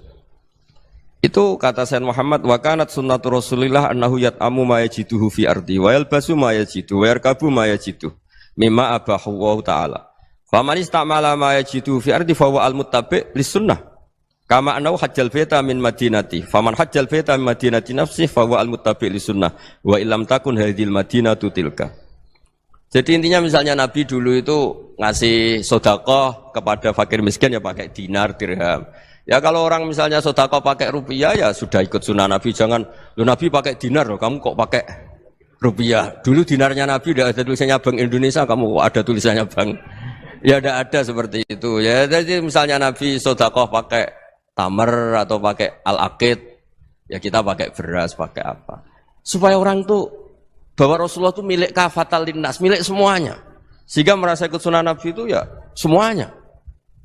Makanya dulu Mbah Mun kalau motivasi saya supaya bombong, kalau orang Jawa bilang bombong.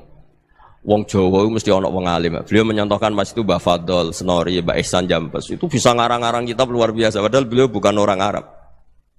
Imam Sibawa itu orang Persia. Imam Ghazali orang Tus itu juga ikut Persia. Kata Imam Mun, wong sing ora Arab lah mesti untuk jatah alim kata beliau. Karena Nabi itu diutus kafatal linnas. Nah ini kalau orang yang alim itu Arab tok berarti tidak ada perwakilan dari Afrika, dari Asia Tenggara, dari mana-mana. Makanya karena Nabi statusnya itu kafatal linnas. Jadi kita harus bangga sebagai Muslim, sebagai orang Indonesia karena misalnya Wali Kutub dulu terkenalnya hanya ada di Yaman, di mana. Ternyata pernah ada juga di Indonesia dan seperti Habib Abu Bakar Segaf Gresik. Jadi ya Ya artinya kan tetap orang Indonesia meskipun beliau dzurriyyah Rasul kan ya sudah orang apa? Orang Indonesia. Dzurriyyahnya Habib Ali Simtuduror sekarang di Solo. Jadi Indonesia juga dapat Alawin banyak dari Sadatinal Alawin juga banyak. Jadi saya mohon barokahnya ngaji seperti ini. Melihat orang lain tuh gampang, bayangkan tuh kalau anak kamu. Makanya Nabi nanti kalau nggak percaya lihat di Hikam nomor 15 di kitab saya itu. Di situ dijelaskan oleh Hikam, jangan-jangan semangat Anda pada orang yang maksiat, pada orang yang keliru supaya dihukum itu karena kebetulan itu udah anak Anda, itu udah keluarga Anda. Coba kalau itu keluarga Anda. Makanya kalau saya guyonan di Jogja itu ada pembantu mecahkan piring terus dimarahi majikannya, saya mesti guyon gitu. Pasti itu pembantunya tidak cantik. Kok bisa Gus? Andai kan cantik dan kamu senang mecahno piring satu, piring 1000 ra iso ngamuk kowe. Ternyata ngamuknya itu karena mecahkan piring apa karena plus tidak cantik? Coba jawab para lelaki ini. Kamu marah sama orang maksiat tuh karena maksiat karena plus itu udah anak Anda. Bayangkan kalau itu anak Anda. Itu hebatnya Rasulullah SAW. Karena kita yang salah pun kadung umatnya, Nabi tetap ngasih fasilitas syafaati li ahlil kabair min ummati. Kayak apa baiknya Nabi? Tidak ikut maksiat tapi ikut fasilitasi ngasih syafaat. Loh kalau li ahlil ibadah kan wajar. Nabi ketika ini syafaati li ahlil kabair min ummati. Ya karena tadi logika yang dibangun Rasulullah itu logika yang luar biasa. Kita semangat orang lain kena hukuman itu karena kita tidak punya ra'fah, tidak punya rahmah.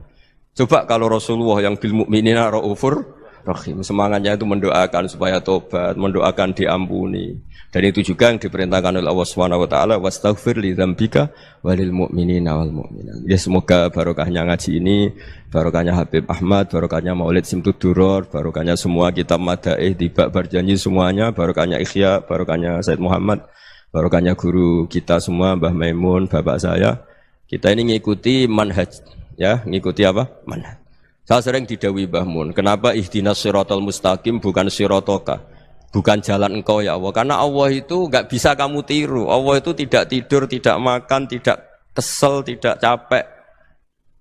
Yang bisa ditiru itu siratal ladzina an'amta alaihim. Yang bisa ditiru manusia ya niru manusia. Karena Allah itu tidak bisa ditiru, makanya ihdinas siratal mustaqim siratal ladzina. Dan niru siapa? Niru guru-guru kita. Termasuk niru cara pandang. Jadi misalnya ada orang awam di rumah itu hanya delok reng, delok tikus liwat, itu kan kayak nganggur. Kok ora tahajud malah mendelok reng. Melihatnya jangan gitu.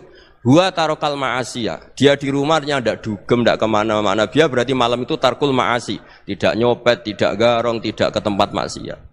Susahnya apa sih husnudzon? Jadi jangan lihat huwa tarkut tahajud, huwa tarokat tahajud, wa taroka qiyamal lail. Oke ya, namanya orang begitu ya tidak tahajud, tidak qiyamul lail. Tapi susahnya apa sih kamu bilang huwa tarokal ma'asiyah? Dia juga meninggalkan maksiat, dan tarkul maksiat itu ibadah. Supaya orang tuh gampang lah husnudzon sama orang muslim. Ini orang mukmin, orang yang luar biasa. Di mata Allah itu orang yang luar biasa. Kayak tadi Imam Ghazali, kalau saya ketemu orang muslim kemudian dia tidak pernah baik, gimana? Kata Imam Ghazali, ma min muslimin illa wa islamuhu ta'ah. Tidak ada orang Islam ketika dia mentasdihkan Allah dan Rasulullah, berarti dia juga punya taat. Ya ini latihan saja, sing iso nglakoni Habib Ahmad kula namung cerita mawon. Kula cerita secara akademik, saya punya kitab, saya baca dan alhamdulillah kita paham barokahnya para guru dan supaya terbiasalah. Sebaik-baiknya ibadah husnudzoni billah wa husnudzoni bil mu'minin. Soal tidak cocok ya diilmoni tadi ya, namanya enggak cocok ya jangan sering ketemu. Seperti Rasulullah SAW, beliau karena sangat mencintai Said Hamzah, ketemu orang yang pernah begitu sama Said Hamzah ya beliau secara basyariah tidak siap. Tapi beliau secara cara bahasa sekarang, secara profesional, kalau beliau seorang nabi dan harus menerima tobatnya siapapun ya diterima. Saya meskipun dengan A, B gak cocok karena dia begini-begini sama saya, tapi saya ingat dia sholat, dia baca sholawat, dia mencintai Rasulullah. Ya kita hormat. Ya soal gak cocok ya di manage tadi ya. Zuruhiban tasdid huban. Kalau gak pati cocok ya jangan sering ketemu, bawaannya enak nanti. Ya semuanya itu diilmoni lah. Makanya ngendikane Ma'ruf Al-Qurhi, ada yang baca Al-Kharqi, mangqala fil yaumi salasa marrat aw marham ummata Muhammad kutiba minal abdal. Karena semangat mencintai siapapun satu hari sering baca marham ummata Muhammad, wa ma asli ummata Muhammad, wa ma tajawaz an ummati Muhammad, itu mesti kutiba minal abdal. Dia pasti termasuk wali abdal. Maksudnya semangat mencintai. Ya dilatih lah. Misalnya Indonesia Power atau PLN, andai kan tidak ada PLN tuh kayak apa? Orang nggak bisa ngaji, tidak bisa aktivitas. Ya barokahnya ada PLN, barokahnya jasanya. Kita sadar, tidak semua kebaikan kita ini memenuhi keinginan orang banyak. Orang banyak ingin listrik, ingin saluran apa, dan itu kadang yang mewujudkan orang lain atau kelompok lain. Ya karena itu manfaat ke orang lain ya kita doakan. Karena khairun nas anfa'uhum linnas. Sehingga kita terbiasalah ngakui orang lain. Seperti semangatnya Rasulullah SAW, semuanya itu didoakan, semuanya diinginkan kebaikannya. Bahkan Nabi gak putus asa sampai di akhirat. Ketika Nabi lain sudah putus asa karena sudah akhirat, sampai dimintai syafaat semuanya bilang nafsi, nafsi. Karena merasa semuanya gak punya nyali di depan Allah. Karena ini sudah akhirat, sudah finish. Tapi apa Rasulullah? Analah. Ya udah, saya sanggup mensyafaati kalian. Terus kata Nabi, fa'atiyal arsya. Saya mendatangi aras fa akhiru lahu sajidan, saya sujud wa ahmaduhu bima hamida 'allamani rabbi. Kemudian saya tetap muji Allah dengan pujian yang terus menerus. Padahal sudah di akhirat sudah finish. Nabi dimintai syafaat masih sanggup karena Nabi tahu akhirat tidak bisa mendikte Allah, tidak bisa Allah terus bilang, "Ya Allah ini akhirat loh, engkau sudah tidak boleh mensyafaat." Tidak bisa. Allah tidak bisa diganggu akhirat. Allah tidak boleh dibatalkan rahmannya oleh akhirat. Allah tetap Rahman Rahim abadal abad. Dan Nabi tahu itu. Makanya kata para ulama, fa Muhammadun ahmadu min ghairihi. Jadi Nabi Muhammad namanya dua, yang terkenal. Sebenarnya banyak yang terkenal dua, Muhammad sama Ahmad. Ketika Nabi punya nyali memuji Allah di akhirat atau sudah di akhirat, itu fa Muhammadun ahmadu min ghairihi. Ketika Nabi lain sudah tidak punya nyali muji Allah karena sudah akhirat, Nabi Muhammad tetap berani muji Allah di saat seperti itu. Makanya Ahmadu di situ kata ulama itu af'al tafdil, fa Muhammadun ahmadu min ghairihi. Kanjeng Nabi lebih memuji Allah di saat yang Nabi lain sudah tidak punya nyali untuk muji Allah di saat itu. Makanya kata Nabi fa akhiru lahu sajidan wa ahmaduhu bima hamida 'allamaniha rabbi. Akhirnya setelah lama gitu terus Allah ngendikan ya Muhammad irfa' ra'sak wasal tu'tah wasfa' tusyaffa. Sudah Muhammad, angkat kepala kamu minta apa saya turutin, dan kalau kamu ingin mensyafaati umatmu saya beri hak apa? Syafaat. Semoga semangat itu juga menjadikan kita munajat bahwa rahmat Allah tidak terbatas, harapan juga tidak terbatas. Mungkin yang sedang nakal ya kita katakan sedang, jangan terus kamu pastikan wah ini mesti suul khotimah, mesti tidak orang baik. Tidak, agama ini liman kana yarjuwaha wal yaumal akhir, selalu bagi yang punya harapan. Ya, mugi-mugi dapat barokah semua. Mantul dengan kata wassalamualaikum warahmatullahi wabarakatuh. Dalam konteks Indonesia, muhasabah itu sudah jadi perilaku ya. Karena dulu orang tua saya, guru-guru saya kalau ngandani itu, bayangkan kalau kamu jadi dia. Jadi misalnya kita mentang-mentang atasan, otoriter sama bawahan. Bayangkan kalau kamu jadi yang bawahan itu kayak apa? Laukun tamakanah, kalau orang Arab bilang, bayangkan kalau kamu di posisi dia. Makanya guyonannya orang-orang Indonesia itu kan orang ngaramkan judi gitu, bareng dikasih tahu. Tapi yang menang anak jenengan, alhamdulillah. Ternyata ngaramkan itu karena ada anaknya. Kalau anaknya yang menang ya seneng. Meskipun itu guyonan, tapi saya punya padanan itu dalam kitab Hikam. Nabi Ibrahim itu Khalilur Rahman, tentu bencinya minta ampun sama yang namanya maksiat. Suatu saat beliau diterbangkan di alam malakut. Itu kalau di Hikam saya halaman 15 juga. Saya masih ingat betul. Mungkin kalau Anda beda halaman karena beda cetakan. Atau enggak punya kitabnya. Atau punya tapi tidak bisa baca. Nah itu jadi berbagai kemungkinan. Atau punya tidak bisa baca tapi dianggap jimat. Atau digo pencitraan. Banyak itu kaji-kaji tidak bisa baca kitab tapi di ruang tamunya kitabnya besar-besar. Pencitraan itu. Tapi ya bagus lah, enggak apa-apa untuk syiar. Setelah diterbangkan di alam malakut, diperlihatkan sama Allah, ada orang pezina, ada orang syaribul khomri, ada orang mabuk, ada orang macam-macam. Allah tanya sama Nabi Ibrahim, bagaimana pendapat kamu Ibrahim tentang mereka yang maksiat? Kata Nabi Ibrahim, ya Allah habisi saja mereka, mereka hidup di bumi engkau, makan rezeki engkau, kemudian mereka tidak taat sama engkau. Singkat cerita di fase itu, saya ulang lagi di fase itu, Allah nurutin. Sampai sekian peristiwa, mungkin 3 atau 4. Sudah, setelah sekian tahun Nabi Ibrahim lupa peristiwa itu, kemudian beliau diminta menyembelih anaknya. Ini versi kitab Hikam. Memang versinya banyak tentang kenapa Nabi Ibrahim disuruh menyembelih anaknya. Ketika mau menyembelih anaknya, Nabi Ibrahim ragu. Huwa samratu fuadi.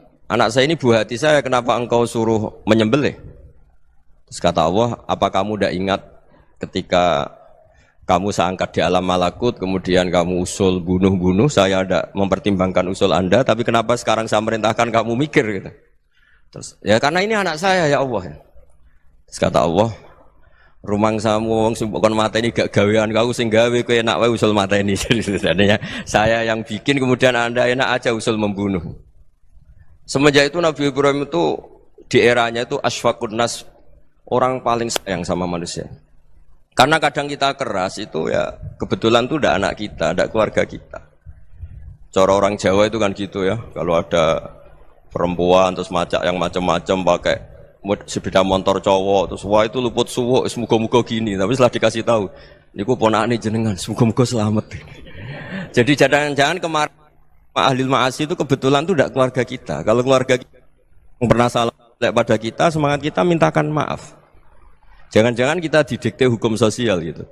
Jadi orang yang salah kebetulan itu orang yang menservis kita, atau keluarga kita, atau orang dekat kita. Jangan-jangan semangat kita mintakan ampun. Tapi kalau sama orang lain kebetulan musuh kita semangatnya minta itu kena adab.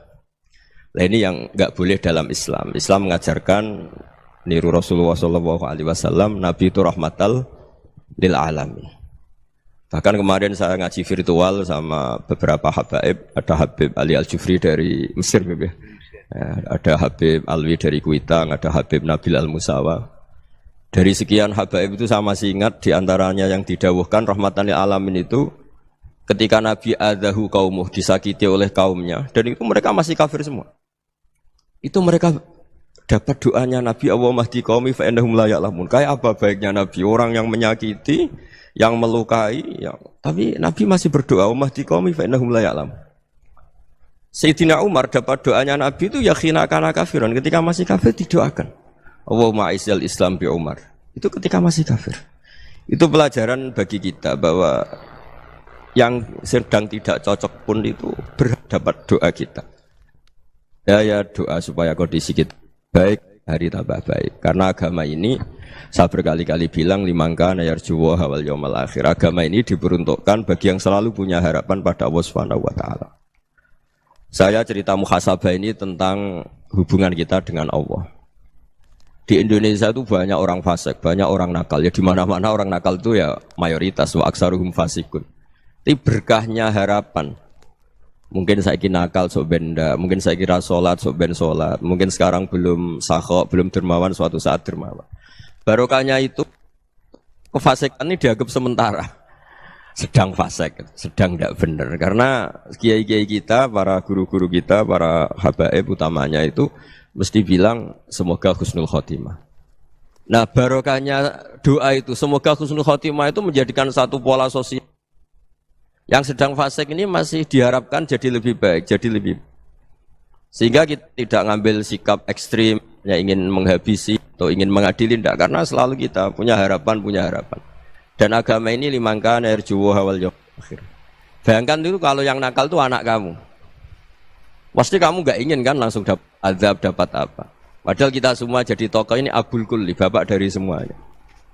Sehingga ketika Rasulullah SAW jalan-jalan kemudian melihat perempuan sedang menyalakan api. Kalau apinya mati ditiup, anaknya dijauhkan. Nanti kalau sudah jauh dari api, anaknya digendong lagi.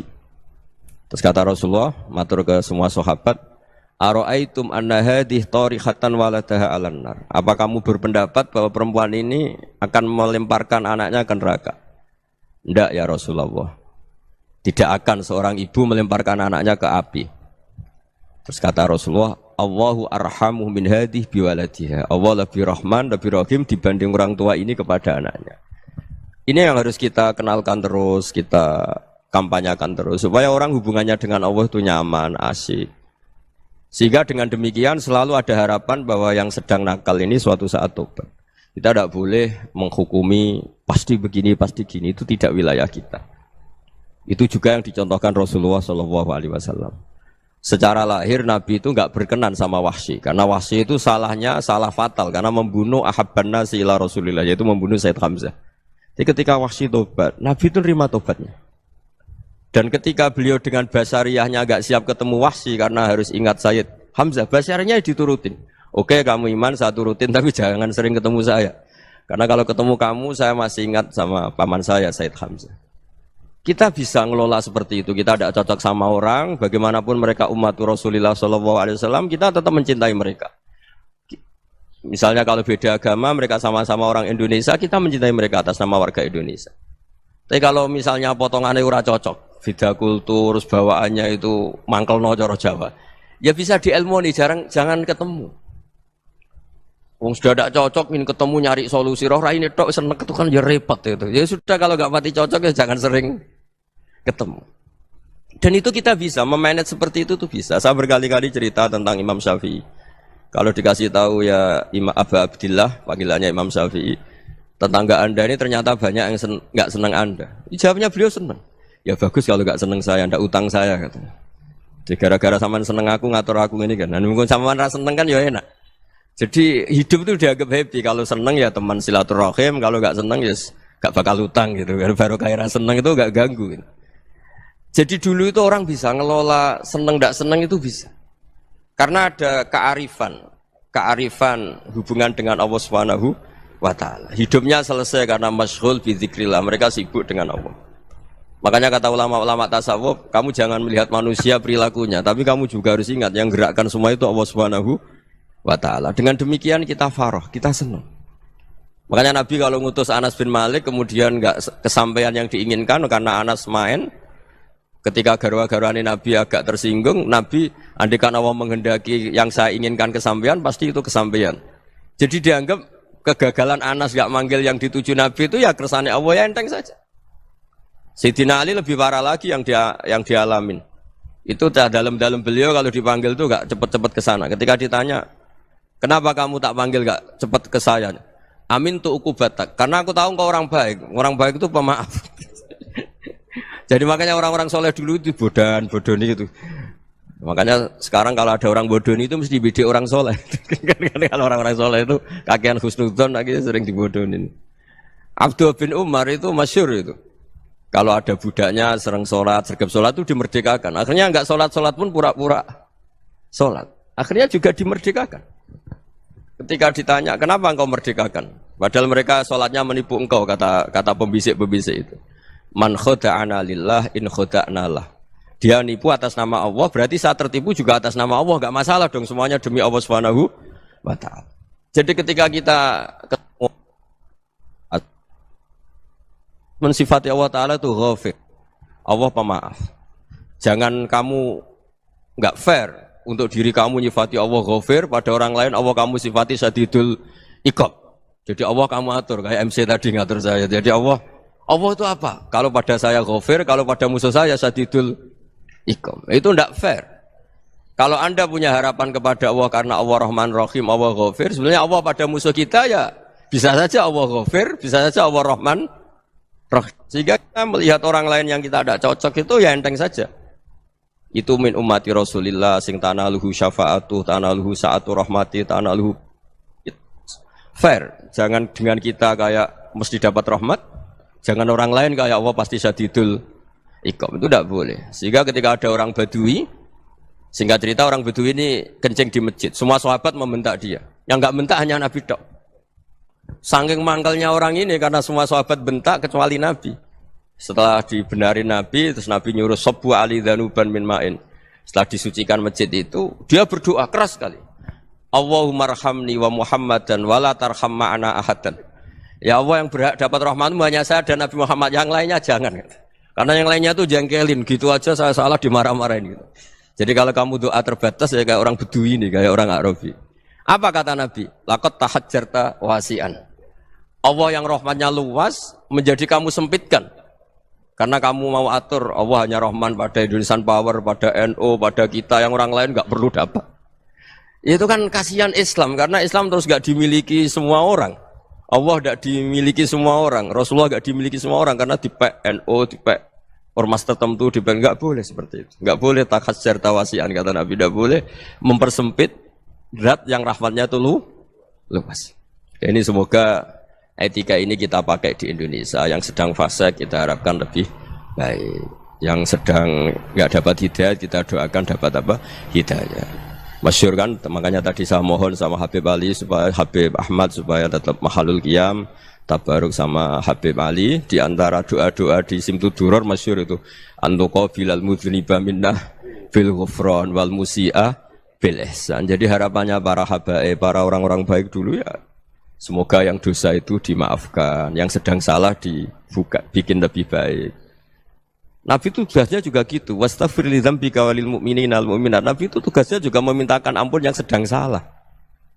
Nah ini cobalah jadi etika kita, muhasabah kita. Jadi muhasabah itu cara berpikir kita set, kita pikir ulang. Ternyata semangatnya seorang nabi itu wastaghfir li dzambika walil mu'minun. Semangatnya itu memintakan ampun. Orang ahli tafsir tahu semua kalau Nabi itu tidak mungkin dosa. Jadi itu khitabun Nabi wa urida bihi ummatu, itu khitab Nabi, tapi yang dimaksud itu umatnya, karena Nabi tidak akan mengalami dzambun, tidak akan mengalami dosa. Sekarang enggak, kadang-kadang kita ini kalau orang lain salah itu semangat. Kalau di perusahaan ada teman salah, apalagi pimpinan salah itu seneng. Barokahnya salah bisa ganti kan gitu. Jadi kalau mungkin di dunia tokoh juga gitu, barokahnya ada tokoh salah, kita yang jadi populer sendiri, tidak boleh seperti itu. Kita harus salimus sodri di jami'il muslimin. Jadi ini harus dilatih. Saya tadi matur sama Habib Ahmad, latihan kita jadi hidup. Nabi itu kalau resep jadi wali itu kata Nabi gampang. Kata Nabi, kalau kamu ingin disenangin Allah, ya sudah. Kalau kamu asbahta wa amseta gini-gini, perasaan kamu, kata Nabi, jangan punya perasaan ghil sama orang muslimin. Itu sudah wadzalika min sunnati. Makanya Nabi ngendikan la yablughni ahadun an ahadin syai'an. Ada yang baca la yuballighni ahadun an ahadin syai'an. Seseorang jangan melaporkan ke saya tentang salahnya yang lain. Fa inni akhruju ilaikum wa ana salimus sadri. Karena saya ingin ketemu sampean semua dalam keadaan salimus sadri, tidak punya perasaan apa-apa. Karena kalau nurutin membisik, nurutin informasi itu ya repot, karena orang pasti sepihak. Ada kiai yang top, datang ke kampung-kampung ning desa-desa. Kata yang seneng itu punya akhlak. Wah itu bagus, orang besar datang ke kampung-kampung. Kata yang enggak seneng, wah itu jobnya kiai kecil kok diambil, itu kan ya kasihan itu kan sudut pandang. Makanya saya sering bilang, akal kita ini cukup untuk mentasdik Rasulullah Shallallahu Alaihi Wasallam. Meskipun perasaan kita kadang orang Jawa itu beda. Saya berkali-kali bilang sama peneliti dari Jogja, kenapa sih Gus para nabi itu kok poligami istrinya banyak? Nabi Dawud katanya itu berapa? Nabi Sulaiman malah jumlahnya agak terbatas. Nabi Muhammad itu paling sedikit. Saya tanya gini, perempuan itu orang lemah, jadi kalau nolong orang satu gimana baik? Kalau nolong orang dua ya lebih baik, ya sudah kira-kira seperti itu. Paling tidak akal kita masih tahu kalau orang baik itu kan mesti baik. Nolong orang satu baik, nolong orang dua ya lebih baik, nolong orang tiga lebih baik. Tapi kalau kamu orang nggak baik, satu saja kamu terlantarin, kamu miskinkan, kamu ya tinggal diukur kan. Kalau orang baik nambah baik, tapi kalau orang buruk tambah buruk. Nah itu akal. Akal kita bisa menganalisis kenapa sih nikah itu ada yang poligami, ada yang enggak. Ya sudah, ukur saja diri kamu. Misalnya kayak saya elek keriting, rabi terus, mau perbanyak wong elek, orang perilaku netok raine dadi elek kabeh gitu.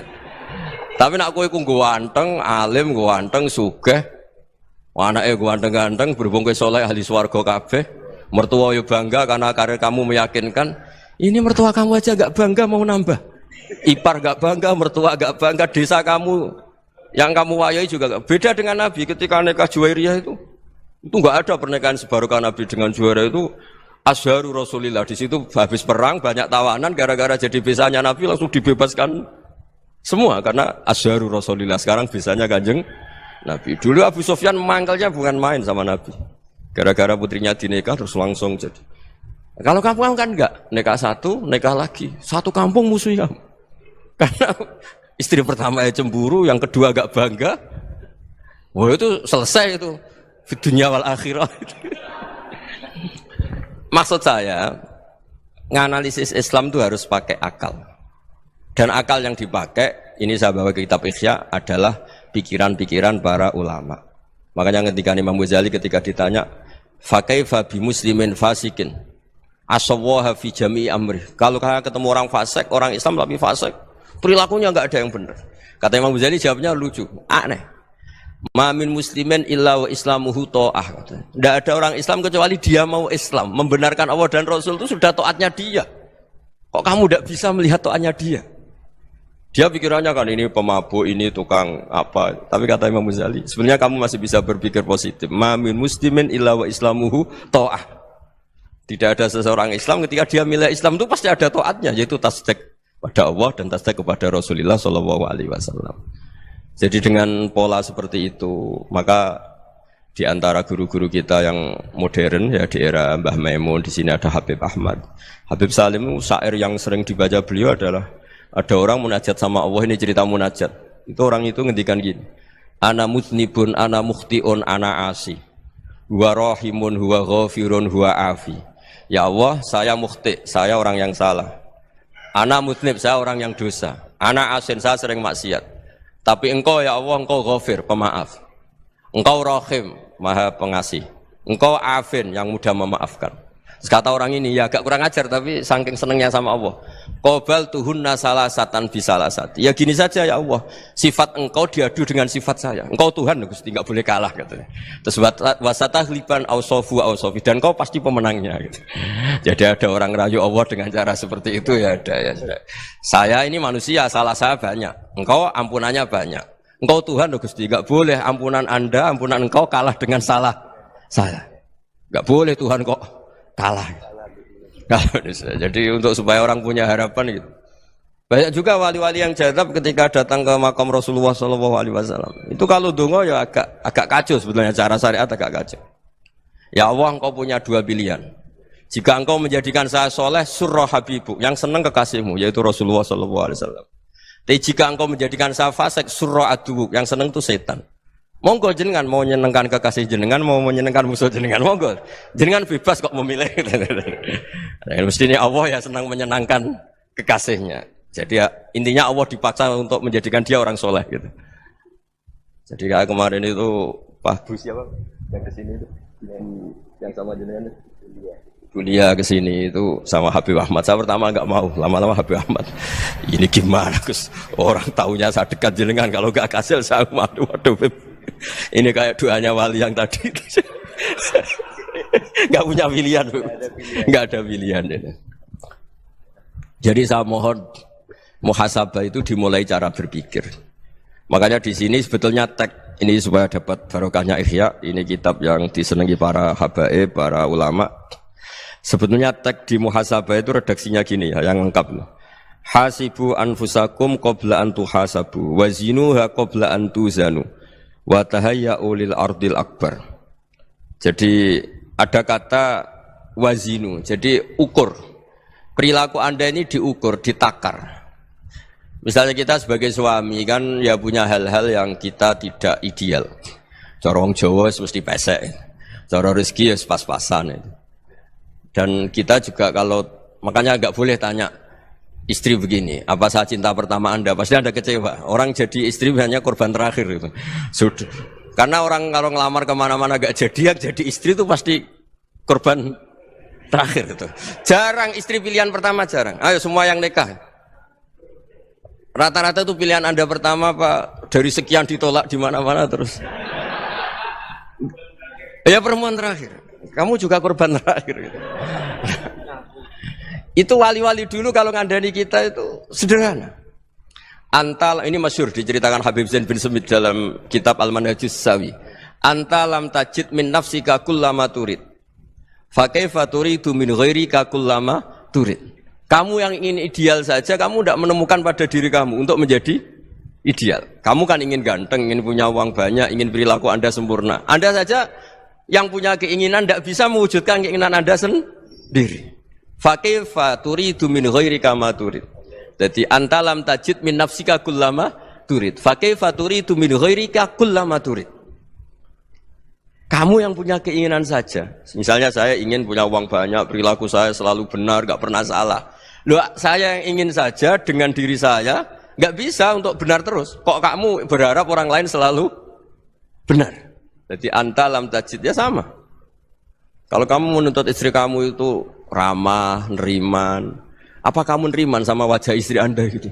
Engko ya pola neng dindi jajaki sana jajaki sini kamu sendiri ndak kona apa. Jadi itu nasihat yang luar biasa. Anta lam tajid min nafsika kullama turid, fa kaifa turidu min ghairika kullama turid. Kamu mau menghormati semua orang, enggak mau kan? Kemudian Anda berharap semua orang menghormati kamu.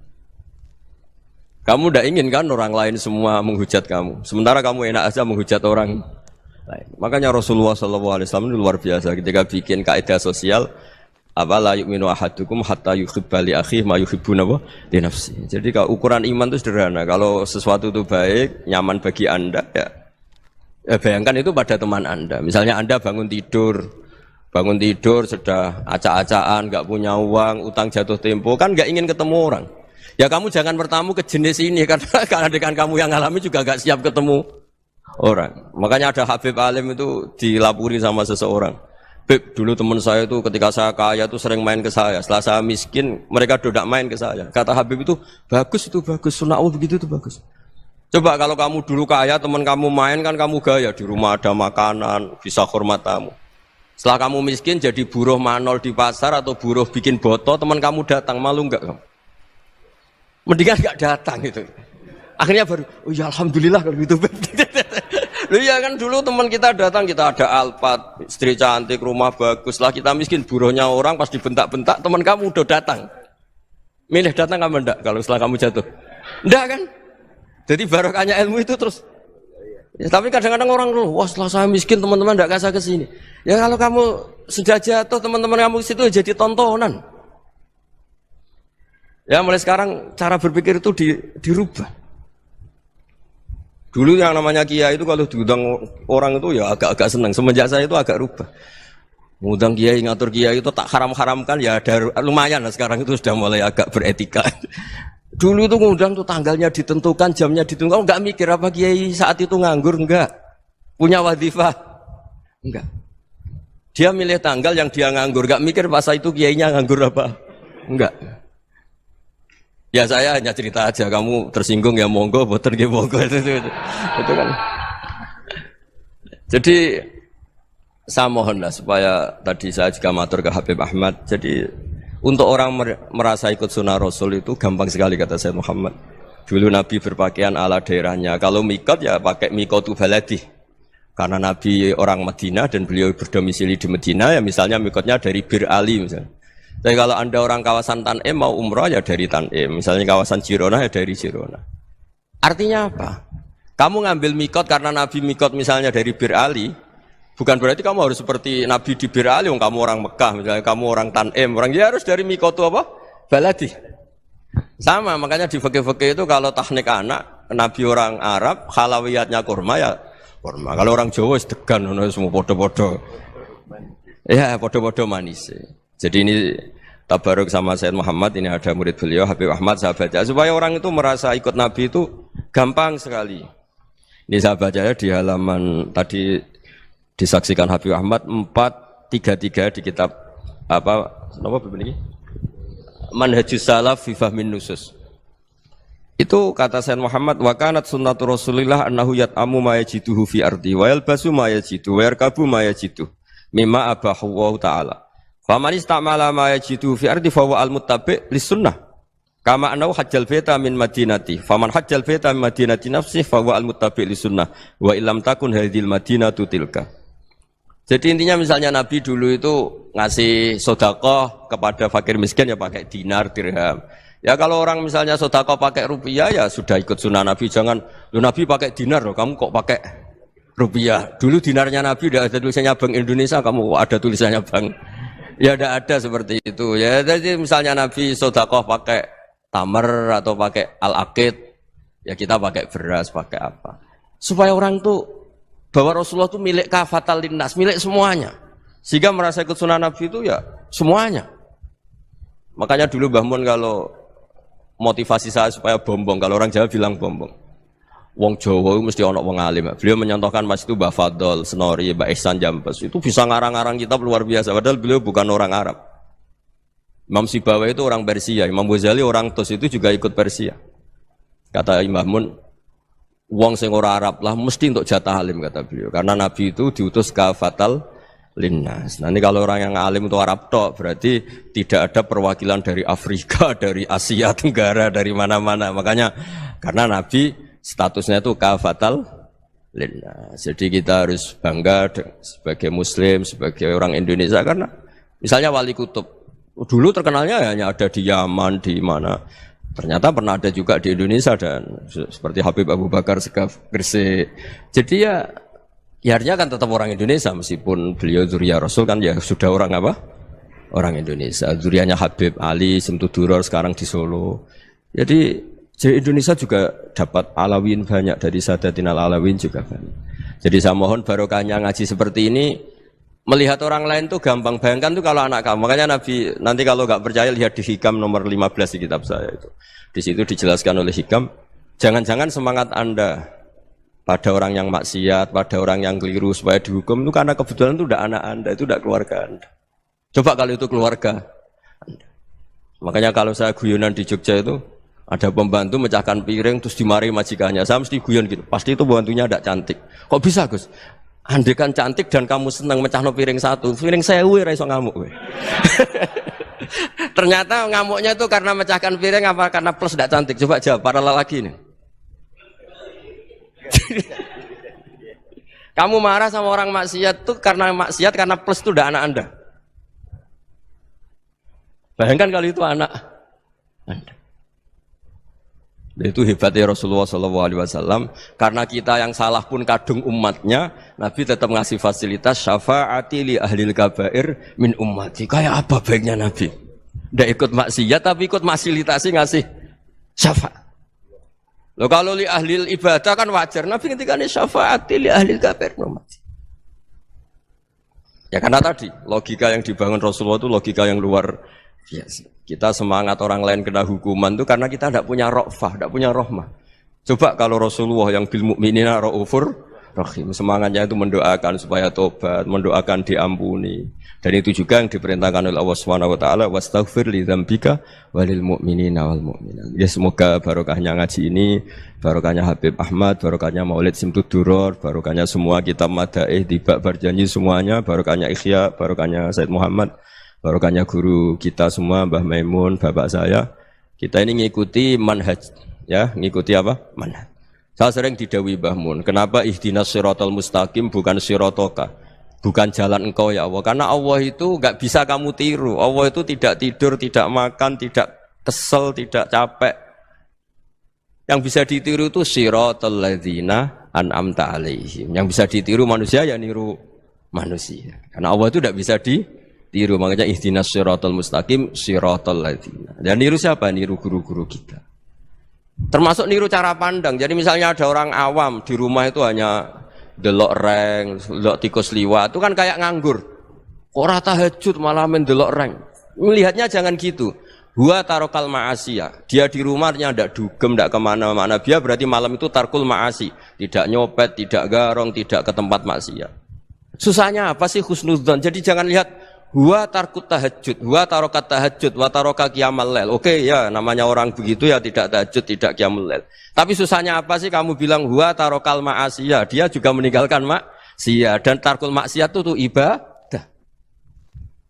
Supaya orang tuh gampang lah husnudzon sama orang muslim. Ini orang mukmin, orang yang luar biasa. Di mata Allah itu orang yang luar biasa. Kayak tadi Imam Ghazali, kalau saya ketemu orang muslim kemudian dia tidak pernah baik, gimana? Kata Imam Ghazali, ma min muslimin illa wa islamuhu ta'ah. Tidak ada orang Islam ketika dia mentasdihkan Allah dan Rasulullah, berarti dia juga punya taat. Ya ini latihan saja, sing iso nglakoni Habib Ahmad kula namung cerita mawon. Kula cerita secara akademik, saya punya kitab, saya baca dan alhamdulillah kita paham barokahnya para guru dan supaya terbiasalah. Sebaik-baiknya ibadah husnudzon billah wa husnudzon bil mu'minin. Soal tidak cocok ya diilmoni tadi ya, namanya enggak cocok ya jangan sering ketemu. Seperti Rasulullah SAW, beliau karena sangat mencintai Said Hamzah, ketemu orang yang pernah begitu sama Said Hamzah ya beliau secara basyariah tidak siap. Tapi beliau secara cara bahasa sekarang, secara profesional, kalau beliau seorang nabi dan harus menerima tobatnya siapapun ya diterima. Saya meskipun dengan A, B gak cocok karena dia begini-begini sama saya, tapi saya ingat dia sholat, dia baca sholawat, dia mencintai Rasulullah. Ya kita hormat. Ya soal gak cocok ya di manage tadi ya. Zurhiban tasdid huban. Kalau gak pati cocok ya jangan sering ketemu bawaannya enak nanti. Ya semuanya itu diilmoni lah. Makanya ngendikane Ma'ruf Al-Qurhi ada yang baca Al-Kharqi, mangqala fil yaumi salasa marrat aw marham umat Muhammad kutiba minal abdal. Karena semangat mencintai siapapun satu hari sering baca marham umat Muhammad, wa ma asli umat Muhammad, wa ma tajawaz an ummati Muhammad. Itu mesti kutiba minal abdal. Dia pasti termasuk wali abdal. Maksudnya semangat mencintai. Ya dilatih lah. Misalnya Indonesia Power atau PLN, andai kan tidak ada PLN tuh kayak apa? Orang nggak bisa ngaji, tidak bisa aktivitas, ya barokahnya ada PLN, barokahnya jasanya. Kita sadar, tidak semua kebaikan kita ini memenuhi keinginan orang banyak. Gitu. Orang banyak ingin listrik, ingin saluran apa, dan itu kadang yang mewujudkan orang lain atau kelompok lain. Ya karena itu manfaat ke orang lain ya kita doakan. Karena khairun nas anfa'uhum linnas. Sehingga